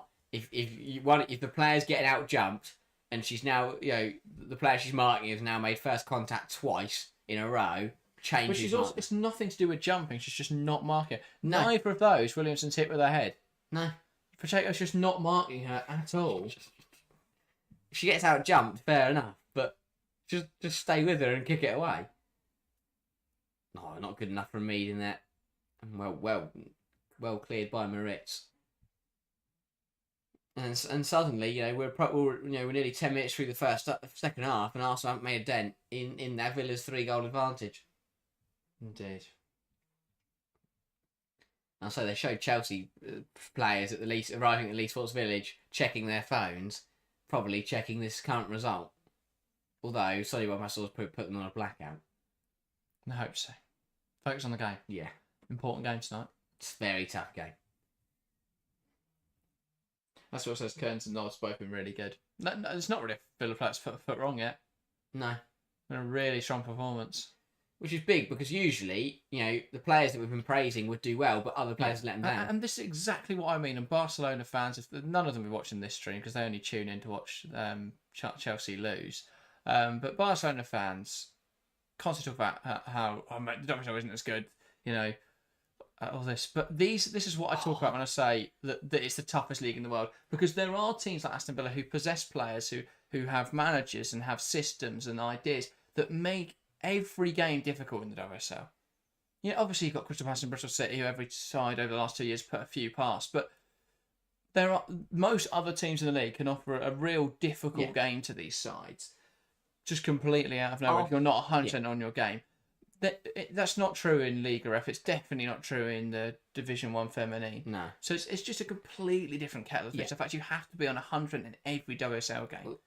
You can directly compare the results, because Arsenal just won 4-1 in the Champions League semi-final, yet they're getting absolutely smashed by Aston Villa here. Barcelona won 4-1 in the Champions League semi-final. I will put a lot of money that they will not lose their next Liga F game by 3-0, because that just doesn't happen anywhere else. They're probably going to see 3 in their next 3 Liga F games. Let's say next 30.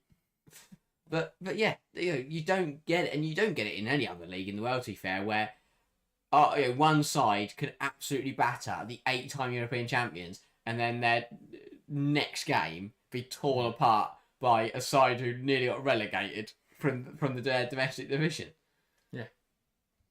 Well, for reference, so obviously this is the Aston Villa, the second placed, well, the 11th place side in the league. Yes. Second from bottom. We won't go after the 2 teams relegated. So the next team is Levante Badalona, who quite nicely Barcelona play tomorrow at 11 a.m. So that's 11 a.m. on Thursday. Weird. But they played Calente, well saved by the season. That was 6-0. So if that Levante lot beat Barcelona 3-0 tomorrow midday, then midday. It's an early morning kick-off on a Thursday. So what that will be? Will that be 11 or I can't remember how the clocks work? Will that be 11 or 9 for Spain? Surely. No, will it be Definitely not 9. No, will it be 10 or 12? That's what I meant. Not 11 or 9. I don't know. I can't remember now. But yeah, Villa just managing this very nicely, and they could easily get a 4th here, Villa. They really could. I mean, that would just be staggering, to be honest. Dolph Manatee says 14th ranked North Carolina just beat first place Kansas City in NWSL. Oh yeah, that definitely plays into it for me. I mean, it's not the only reason I think WSL is the best league, because I think I'd argue the NWSL is not going to be too competitive, in the sense that because there's no concentration of talent in the NWSL, it makes it very interesting to watch. But I think if you just built a team with a few more good players, you should win, because there's such a spread of the talent in the league. Where every game's going to be quite an interesting one, but if it's like every team has like a few really good players. Oh, what a ball! Shots now for Villa, and it's ball poke through to Rachel Daly, and they're running riot here against the second place side. Aston Villa 4, Arsenal 0. Football is one of those mental sports in the world. What's happening? Shirley Ann does inform us it is a public holiday in Spain tomorrow. That makes a lot more sense. Yes. To why they're Thank playing. you for that. Thank you, Shirley Ann. Wow, Villa what is happening? Are in cruise control. Genuinely, I was lost for words on Sunday when Arsenal were 4-0 at Lyon. I've lost more words. I don't know. Again, I'm gonna go get the champagne out. Brilliant from Salmon. Does so well. Holds it up, plays it into Hansen, who plays the perfect ball to Daly, really good who ball. was also pulled back. But she's still by Reed, who still managed to poke it past Zinsberger. It's a poacher's finish. And Aston Villa lead by 4 goals to It's 0. the fact that most of the goals are in for Villa today. They've started the highlight with the goalkeeper. Yeah. And that's because the clip is so short. They are playing through Arsenal so quickly. Arsenal just aren't there. Arsenal aren't on the football pitch today. They are in Lisbon. They genuinely, even the Phil admitted it, and I think other fans would agree. The fans and players for Arsenal right now are all focused on Lisbon in that Champions League final, and that is absolutely evident. And if you're Man United, you are licking your lips at the sight of that because you're looking at second place. Also, if you're Chelsea, I think it's fair to say now, Chelsea will have the opportunity to win the WSL tonight. Well, yeah, you'd hope so. Need a response from Sunday, but I think for United, even if they don't win tonight, which I think most people expect them to lose or draw tonight, even if they don't win tonight, that would leave them behind Arsenal. But it does mean that the game against Arsenal will decide it. Yeah, and I'd be confident they beat City next weekend. A draw, if Arsenal do lose this football match, which I think we can all assume is going to happen now, they're 4-0 down with half an hour to go. But a draw is the worst result for them because not only will that mean Chelsea are champions, that'll also mean United gain a point on them. So if you're from Arsenal now, they just want a winner out of Chelsea and Man United. Probably Chelsea to win it because as much as Chelsea would win the league, but I still think United could beat them on the final day. They could. City might throw a curveball on Sunday. Nah, not with me doing my Mark Skinner chance. I've got a whole songbook ready. Yeah, we should just go with like individual Mark Skinner because no one else for Man United chance No, for him. we'll boo him. We'll start some Mark Skinner chants. Oh, Mark Skinner's all it takes. Just everything. MSFC, Mark Skinner Fan Club. Ball played in behind, flicked on in there. Pacheco will knock it back to D'Angelo. I thought she was going to go on a run there. She's knocked it past the striker and barreled into her. I mean, I know we'll touch on it later, but a very interesting selection for Man United. Very interesting. And Chelsea, interesting opting for the same back line that struggled against Barcelona. But yeah. The same rest of the team, apart from Carnery and Nuskin. But United have gone Zara and Janssen in the pivot with Ella Toon dropped, which is interesting. Lovely stuff. No Toon, Clinton playing high. Get the champagne and on no ice. Turland either. Melvin Mallard leaving the line. We will be analysing that in 40 minutes' time. Instead, we're going to continue to watch what on earth this is that is unfolded at Villa Park. David Fraser says, I feel the NWSL can look fantastic at times, but I don't think there's a side in there that beat the top 3 in the WSL.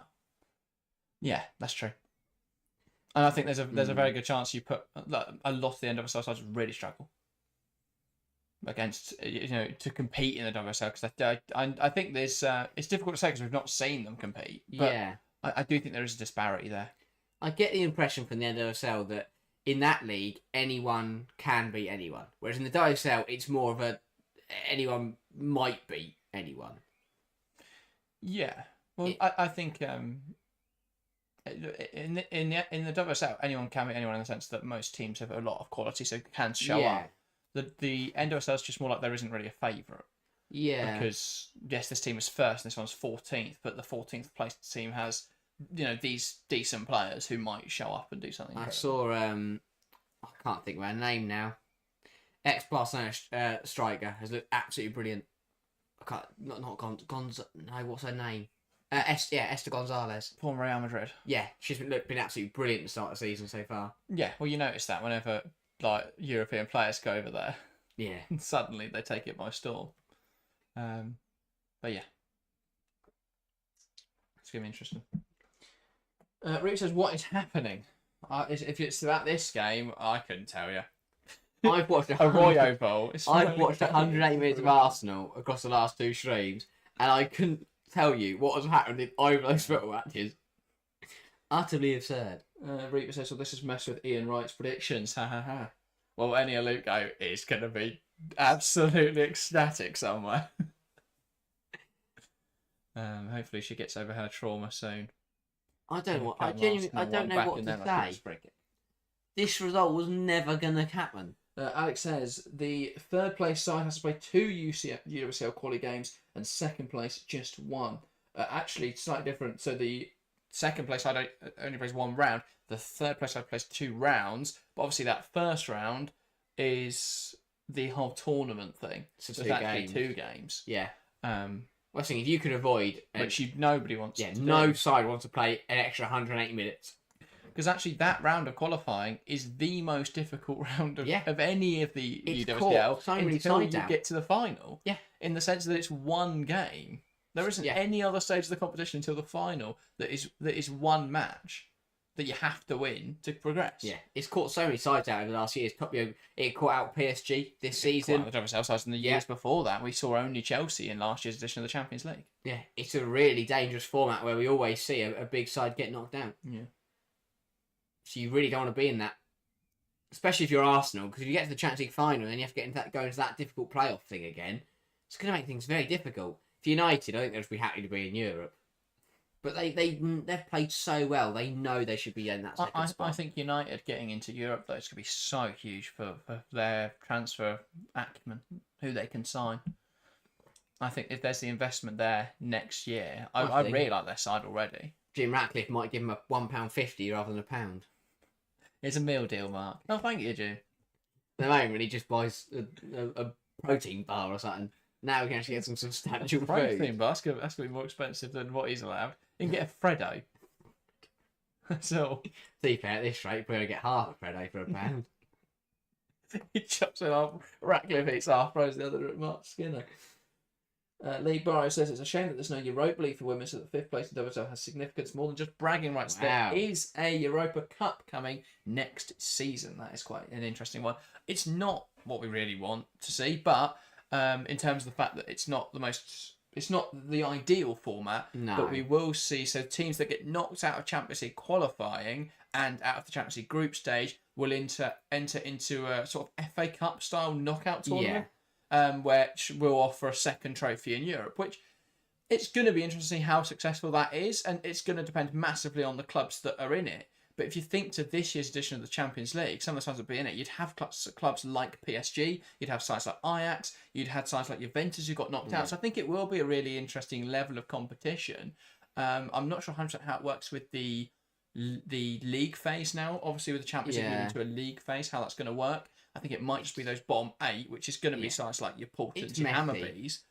But I think either way, it's going to be interesting. That looked like a blatant penalty from Katie Reid, but I think at this stage, the referee, it got away. It doesn't make a huge difference. She's pulled Daly down. It is a penalty. Should have been a penalty, but yeah, it's a format that's going to take some getting used to. As you say, there's so many weird the 2-legged final, for example. It's one of those that's going to be easier to learn while the tournament's going on, rather than trying to explain. Two-legged final, I don't understand. Yeah. That's the point. Well, that's that. I mean, Arsenal love a 2-legged final. Arsenal are in Black Stenius. As she scored, it's going to be it could mark a comeback here. Love which cut 23 minutes to go. We're watching replays. We've cut back, and Black Stenius is in behind. She's slotted it away. We'll have to have a look at how that goal has gone in. So they built out from the back. Williamson played it into Caldente. It's a brilliant ball in behind. Black Stenius running in behind. Really tidy finish. Yeah, it's a really good finish. Beats D'Angelo. The only time D'Angelo hasn't gone sprinting out. She had. Maybe she just stopped it. Yeah, probably. But Arsenal have a goal back, and with 23 minutes to play, they need 3 goals. Yeah. It's going to take a lot, but can they do it? Let's see. Indeed. Changes coming for Aston Villa. Triple change. That is going to... double change. Katie Robinson. So she will be involved here. A player who hasn't played in the last 4 games for Aston Villa. Good to get us. I don't know what's happening here, though, because she's coming off Missy Kearns. Salmon's coming off. Beijing's coming on. Mulby on for Pacheco. So Mulby the fullback. Beijing's will come into that midfield pivot, and Robinson will go as one of the forward players. Yes. In place of Salmon. I'll be intrigued to see whether Grant goes further forward and Robinson goes on as that right wing back, or whether Grant stays where she is and Robinson goes and leaves the line with Hansen. I'm going to hazard a guess that Maltby is a younger player. Yes. Not someone... So Grant goes up to lead the line with Kirsty Hansen, and Katie Robinson comes on as this right wing back. Yeah, 18-year-old Rachel Maltby. That is a debut for Aston Villa. Wow. On at wing back. What a game to get your debut in. You're tied of 4 up against Arsenal. If it all goes wrong from here, though, it's not... It's going to be the worst day possible. True. Jordan Nodd's been caught here in a tackle. Wasn't a foul, I don't think. Let's have a look. It's just a bit messy Yeah. for Aaron Russo. I don't think there's no intention either No, way. not at all. She'll run it off. She's your knobs. Or hobble it off, possibly. Yeah. Well, it would be incredible if Arsenal pulled us back from it. It's not impossible, though.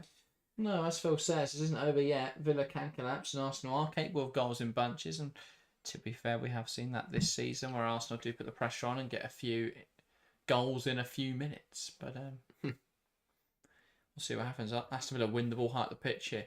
And this is a very different approach there from Daly. Yeah. Every other ball has been a forward pass. That was recycling. That was slowing the game down. Robinson is into that wing-back position, by the way. Her and Grant link up on this right-hand side. Robinson putting it into the box, dealt with by Williamson. And now Arsenal will look to play. Catley, McCabe, Catley. Here's Zinsberg. Now Williamson.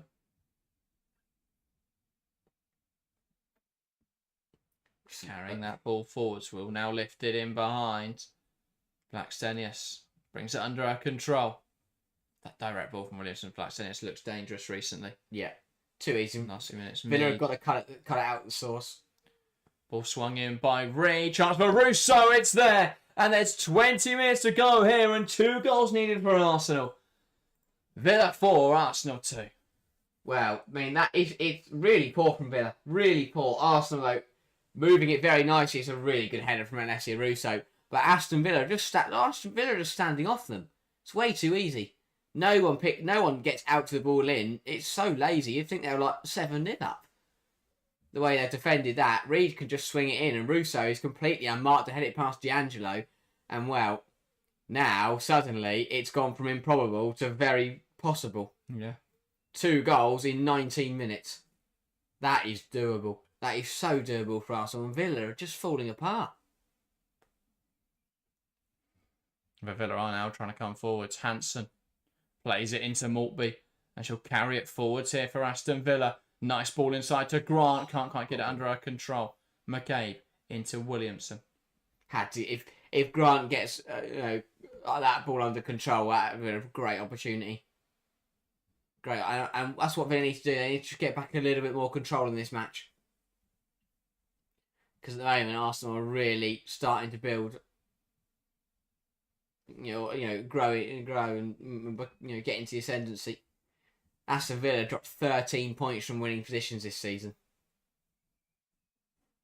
Got to be careful of that not happening again here tonight. Indeed. A Shadow Football, welcome to the stream, says I wouldn't put it past Arsenal to win this game. Well, Aston Villa have had as Harry just mentioned there, a season of capitulations, really. Yeah.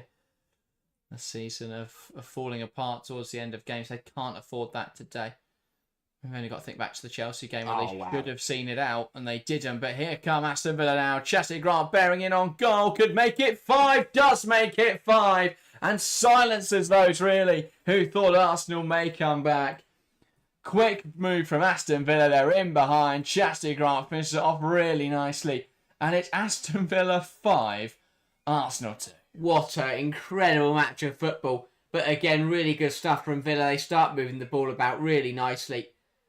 It's so nicely played. And it's a lovely combination there between Beijing's and Chastity Grant. 2 players who came in last summer. Didn't really, as much as they were Depor signings, didn't really get to play with each other under Robert Depor. But that's a really nice combination there. Exactly what we would have dreamt of when he signed the 2 of them. And working really nicely under Natalia Arroyo now. Brilliant finish from Grant. And a player that has been deployed under Arroyo as a deeper wing-back, showing what she can do in a higher area there. Lovely finish, firing it into the top left corner. And Villa restore a 3-goal lead.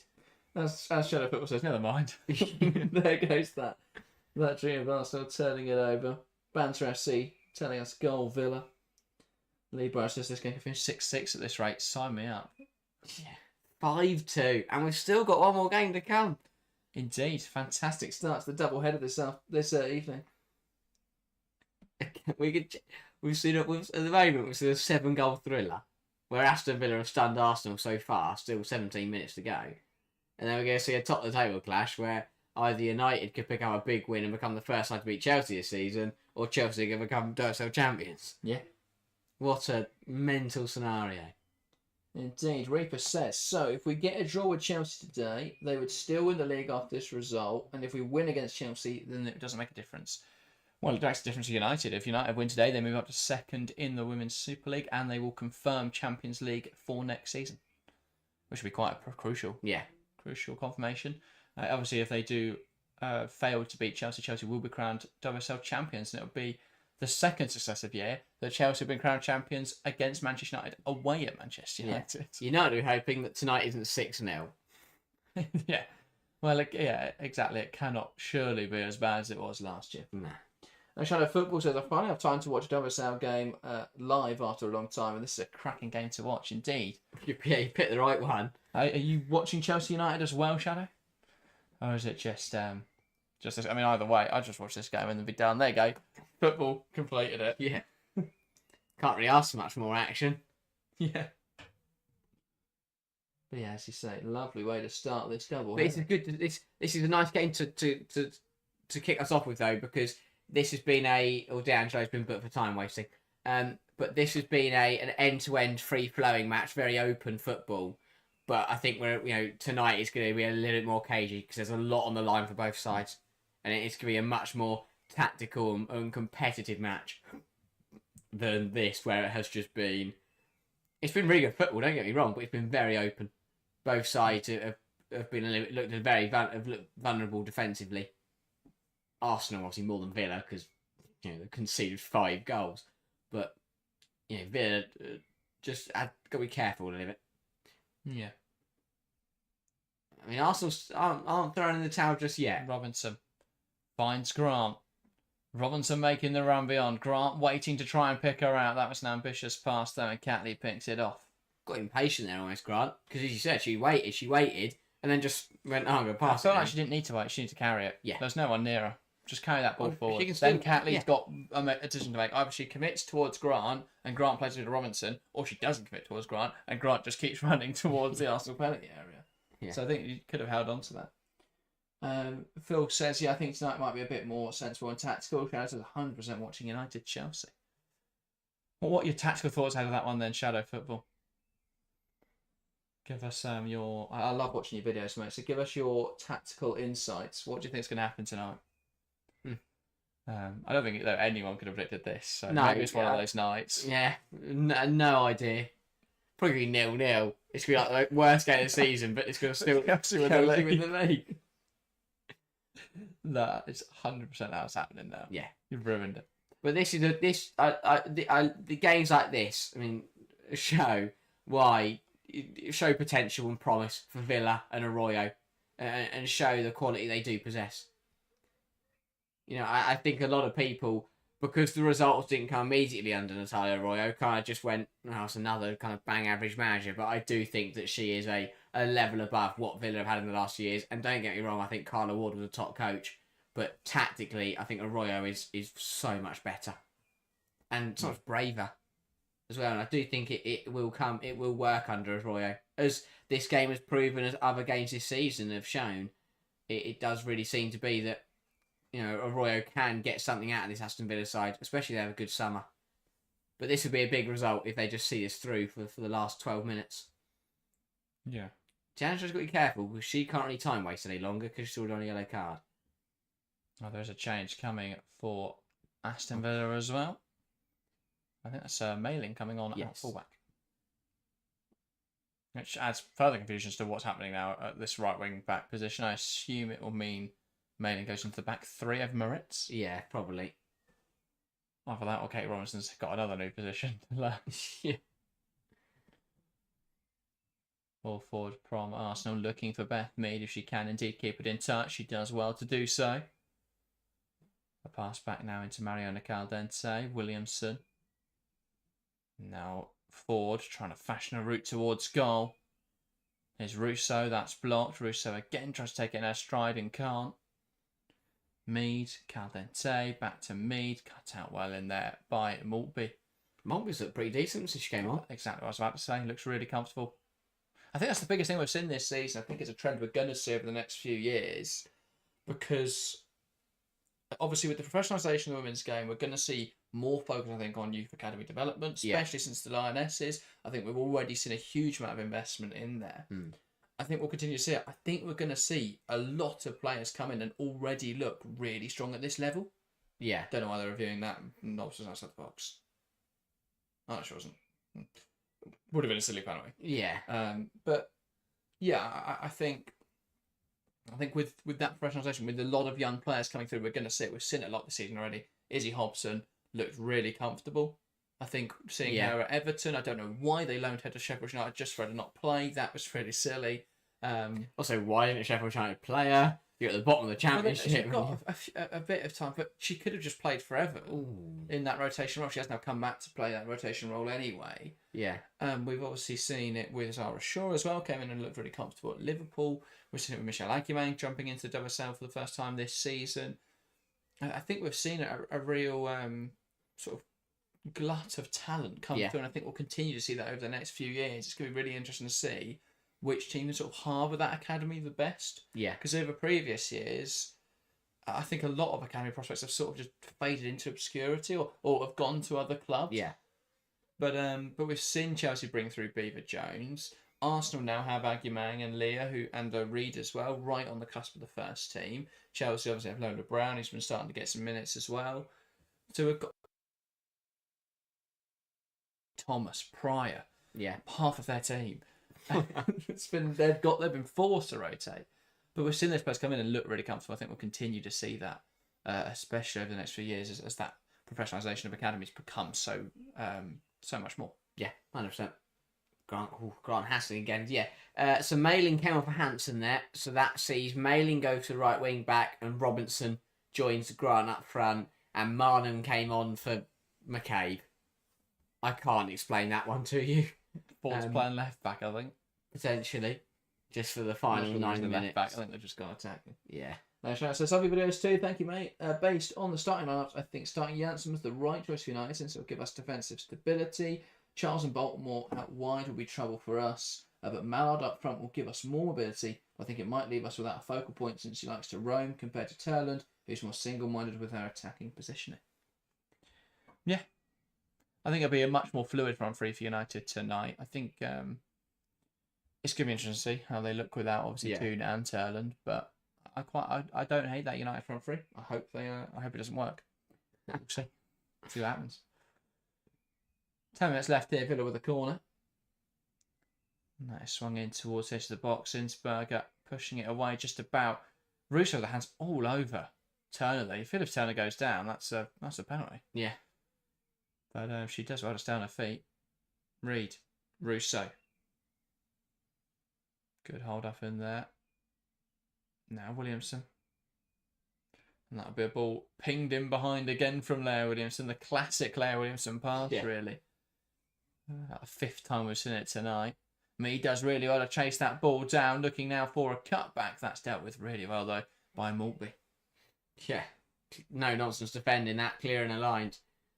A little bit too relaxed from Taylor. Just thought she'd see that out, easier. More easily than she did, I think. Arsenal recycling it from the throw, though. It's good football, but then just not really doing anything. I mean, at this point in the game, the fifth Villa goal really just took the wind out of their sails. Yeah. Shadow says thanks for bringing up the 6-0 last season. Indeed. What a brilliant day. That's our second highest view stream at the time. Lots happened since then. I was going to say, yeah, but that was a brilliant day. Join us for the end of the season this year. It's been, the final day. It's going to be a little less exciting. Yeah. Shot from Ford goes over the bar. A little less exciting, and I won't be here, but it should still be fun, huh? Yeah, that is true. That is a good point. I mean, this result actually does help, because it means that there might still be a fight for second and third. And Arsenal United play a straight shootout. Doesn't feel like the final WSL game of the season is in 9 days, but it is. Is it? It's next Saturday, isn't it? No. Yeah. Yeah. 10th. Wow. That's come around quickly. Season's over soon, guys. Wow. There's the FA Cup final and Champions League final. Yeah. And then Nations League. And then the Euros. Oh, can't wait. loving that. I love domestic football, love supporting my club, but no, international football and the whole nation, bar Liverpool, is pulling in the same direction is absolutely brilliant. Yeah. And you just can't. It's a feeling you can't replicate when you're cheering on your national team, knowing there's millions and millions of people out there who are all supporting the exact same society. You know, it's just brilliant. Yeah. He says 2 ways of looking at an Arsenal defeat pre-Champions League final: knock their confidence or remove any complacency. Let's hope it's the latter. No, let's hope it's not. Falling behind.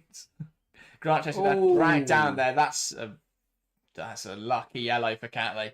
Easily could have been a red there. Yeah, with Zinsberger's positioning, it was 50-50 because on one hand, Zinsberger's miles away from the goal, but on the other, I think she would have got to that ball. Yeah. And there was another defender in the vicinity, but we know Grace Lowe was the one who sent off Swaby for Palace only last Wednesday. Could have put it back here. Is that? Yeah, it's the angle. It's not. She's not directly through, and Zinsberger is out very, very quickly. Ryerson points out we do have the World Sevens too. I'm not really sure what our plan is to whether we're going to cover that or not. But if there's interest, we will. Isn't that rugby? No, it's the 7-a-side tournament they're doing in build up to the Champions League final. I think it's 7-a-side at least. It makes sense, doesn't it? I'm so excited. Chelsea might be playing in it now because they're not in the Champions League final. United have signed up to, haven't they? So United will field 7 of their current players in a 7-a-side tournament. I have no idea. You're telling me Ella Toon's going to play 7-a-side football? No, I'll be honest, I have no idea what it is. I'm half expecting Angry Ginge to come out playing, but who knows? We'll find out when it kicks off. Here's Grant carrying the ball forwards. Now, Robinson. That's one back by Reed. I just feel like a tournament where you don't know the teams and it starts in 3 weeks' time doesn't feel very exciting to me. Everyone's in it for the money. On the other hand, isn't it exciting? If it's actually Ella Toon playing 7-a-side football, I'm well up for watching that. If I'm watching Ella Toon and Angry Ginge playing for Man United, I'm watching that. But there's the reason the side will want to do it is because there's £1 million prize fund, isn't there? Oh, right. Which could be really important. No wonder United have signed that. Well, exactly. If you make £1 million, that might be reinvesting in the women's team with any luck. I might get some of it. Well, it'll go into their account. If Mark Skinner tries his hardest. I think it's result, and I think why, on a serious note, I think that is why it's crucial for Man United to get second place. Yeah. Because it'll be another share. And if they win the FA Cup again, I think they will get more money. What a British from Marner. Barks heads away well there by Turner. I hope we get a proper Women's Club World Cup as well. There's still talks over how to fit that into the schedule. I think that would be really exciting. Just adding too many tournaments though. There's so many going on. No, I know. I would just I think it will probably replace the Olympics. Because they can't host the Olympics in Saudi Arabia every year, but they can host the Club World Cup in Saudi Arabia every year. The day that the Olympics is in Saudi Arabia, we've lost the Olympics. I'm not sure if it can because they don't have any swimming pools. They've probably just built. Yeah, I think that'd be alright.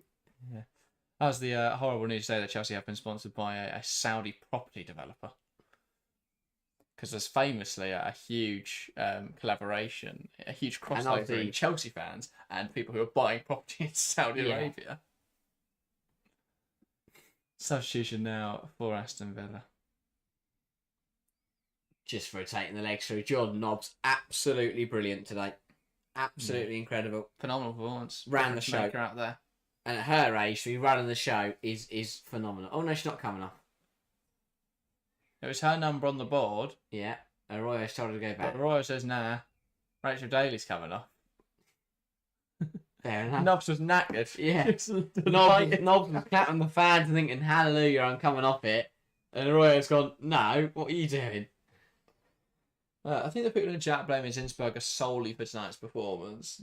I love it. Better, I'm sorry. I love it. It happens every single time Arsenal lose and Zinsberger's in goal. Suddenly it goes from... that can't be the only reason Arsenal always lose. Like, at some point, Pitt will have to realise that there's 10 other footballers out on that football pitch that have lost 5-2 today. Yeah. Yeah, a really poor performance from Arsenal. Again, at this stage of the season, they might not care that much because they have already confirmed Champions League football, or well, they need a point to get it over Man City, which you would expect them to get tonight, but they haven't. Unless it's very sad. Right. Now it's with Catley. Ford wanted to cut inside there. Options weren't available. Now Caldente. It's just so static. Blackstenius. Caldente. Drives inside of the ball. Nice run from Mariona Caldente. Cut back there and then cleared away by Aston Villa. Grant. Trying to get it under control. Turns well and carries the ball well under pressure. Takes it past Russo. She's having a stormer tonight, Chastity Grant. Yeah. Another Villa player's excelled. And it's now 3-on-2 for Villa. Ball poked through for Robinson, who was on there, no? No. Saved. Got sloppy. Really sloppy from Villa. Got a 3-on-1 situation there. You've got to watch that line better. And the pass has got to go sooner. 4 minutes to play. 4 minutes of additional time. Shadow says this is probably the best game Chastity Grant has played for Villa. Undoubtedly. Up there with City at home. She was brilliant in that football match. Eunice says, so with this result, Aston Villa is better than Leon. Indeed, that is exactly how it works. Aston Villa will win the Champions League next year. In 2 years' time, and they somehow, I don't know how they qualify it, but they're final eight. Where does this put Villa in the table then? They leapfrog Tottenham and Leicester, don't they? Puts up to 9th, I think. Yeah, it should do. They definitely jumped. Someone has to jump Tottenham. Yeah, they jumped Tottenham and Leicester. Wow. Tottenham on goal difference, Leicester. I mean, if they finish in the top 10 after the season they've had, Villa this weekend should be a good game. They've got Brighton after that. I genuinely have no idea who's going to win that football game. At West Ham Villa, because West Ham won 7-1. It was Palace. Villa have beaten Arsenal 5-2 so far. I think it might be 5-5. It genuinely because I enjoyed watching that on the train back from Manchester. Yeah, and that will be a very good game of football. Brilliant. The Hill Trail Brothers watch the stream, says Villa doing Chelsea a favour. Indeed. Yeah. And Villa have opened Arsenal up again. Ball out to the left hand side. Here's Katie Robinson, not in any rush here, Aston Villa. Going towards the corner at 5-2 though is an odd choice. I love it. Well, just going to score another goal. And Williamson kicks it into Robinson and walks over for no reason at all there. Could just walk past her or stepped over and decided to just walk through Robinson. 2 to play. And well, now as this game comes to a close, I think everyone's getting very excited for an absolute classic at the Leeds Sports Village. Yeah. Chelsea, I think, as a manager, I know we'll preview it, but we'll only have 10 minutes, As a manager, if you're signing on Pastor, do you tell your side that Villa have won or do you not? Do you tell them and say, do you use it as motivation, tonight you can win the title, or do you leave it and not say anything? I'll be surprised if the players didn't know already. That is true, because unless someone just stole their phones, probably someone's going to know. Or one of the fans might have said, Shouted. oh, by the way, Aston Villa winning 5-2. And they all went, what? I went, yeah. But yeah, that is true. I guess. And they've all huddled around the fan Sky Guard. It's not like it used to be when you were checking results at other grounds and everyone was huddled Ball round. in behind. Here comes Robinson. Squaring up to Reed. Beats her. And that shot, though, doesn't have enough behind it. Zinsberg with a comfortable save. But it's not like it used to be where you'd be all the players would scramble around like one of the coach's phones to see the results come through. They'd probably check themselves. Shadow, see you, mate, in a bit for the United game. For anyone else watching, this stream will run into that Chelsea United stream. So if you stay on this stream page, it will direct you to the Chelsea United game once that stream starts. So it was so nice. Just after 8 o'clock. You don't even have to move a muscle. No, you can sit back and just wait until we start talking again. We are going to take 5 minutes to catch our breath. Recover after what has been an absolute classic. Indeed. Here at Villa Park. Barclays Classic. Yeah. This is what we'll talk about. These are the kind of games we'll look back on in a few years as being a Barclays Classic. And we'll go, Jordan Nobbs, what a Barclays woman. Oh, yeah. 100%. Here is Marnham. Little tries to poke one through. That will run out of play. And that will be that. Full time here at Villa Park. Aston Villa 5, Arsenal 2. And after their drubbing against Lyon on Sunday, most people expected Arsenal to come into this game with a lot of confidence, a lot of belief, but it was actually with a lot of complacency. And Aston Villa exploited that tonight, finding 5 goals in this game. Anyway, we will be back. A Tottenham fan says, how do you feel losing 5-2? I'm guessing the Tottenham fan can relate in the live chat there. But yeah, welcome to the stream, Pete. Enjoy Arsenal's demise. But yeah, obviously that win for Villa does see them climb ahead of Tottenham up into 9th place. Anyway, we'll be back in a bit for Chelsea Manchester United. So stay on the stream page, join us there, or click on over to that stream page. Either way, thank you for joining us this evening. Back in a moment. Thank you very much for watching, and we'll see you in a bit.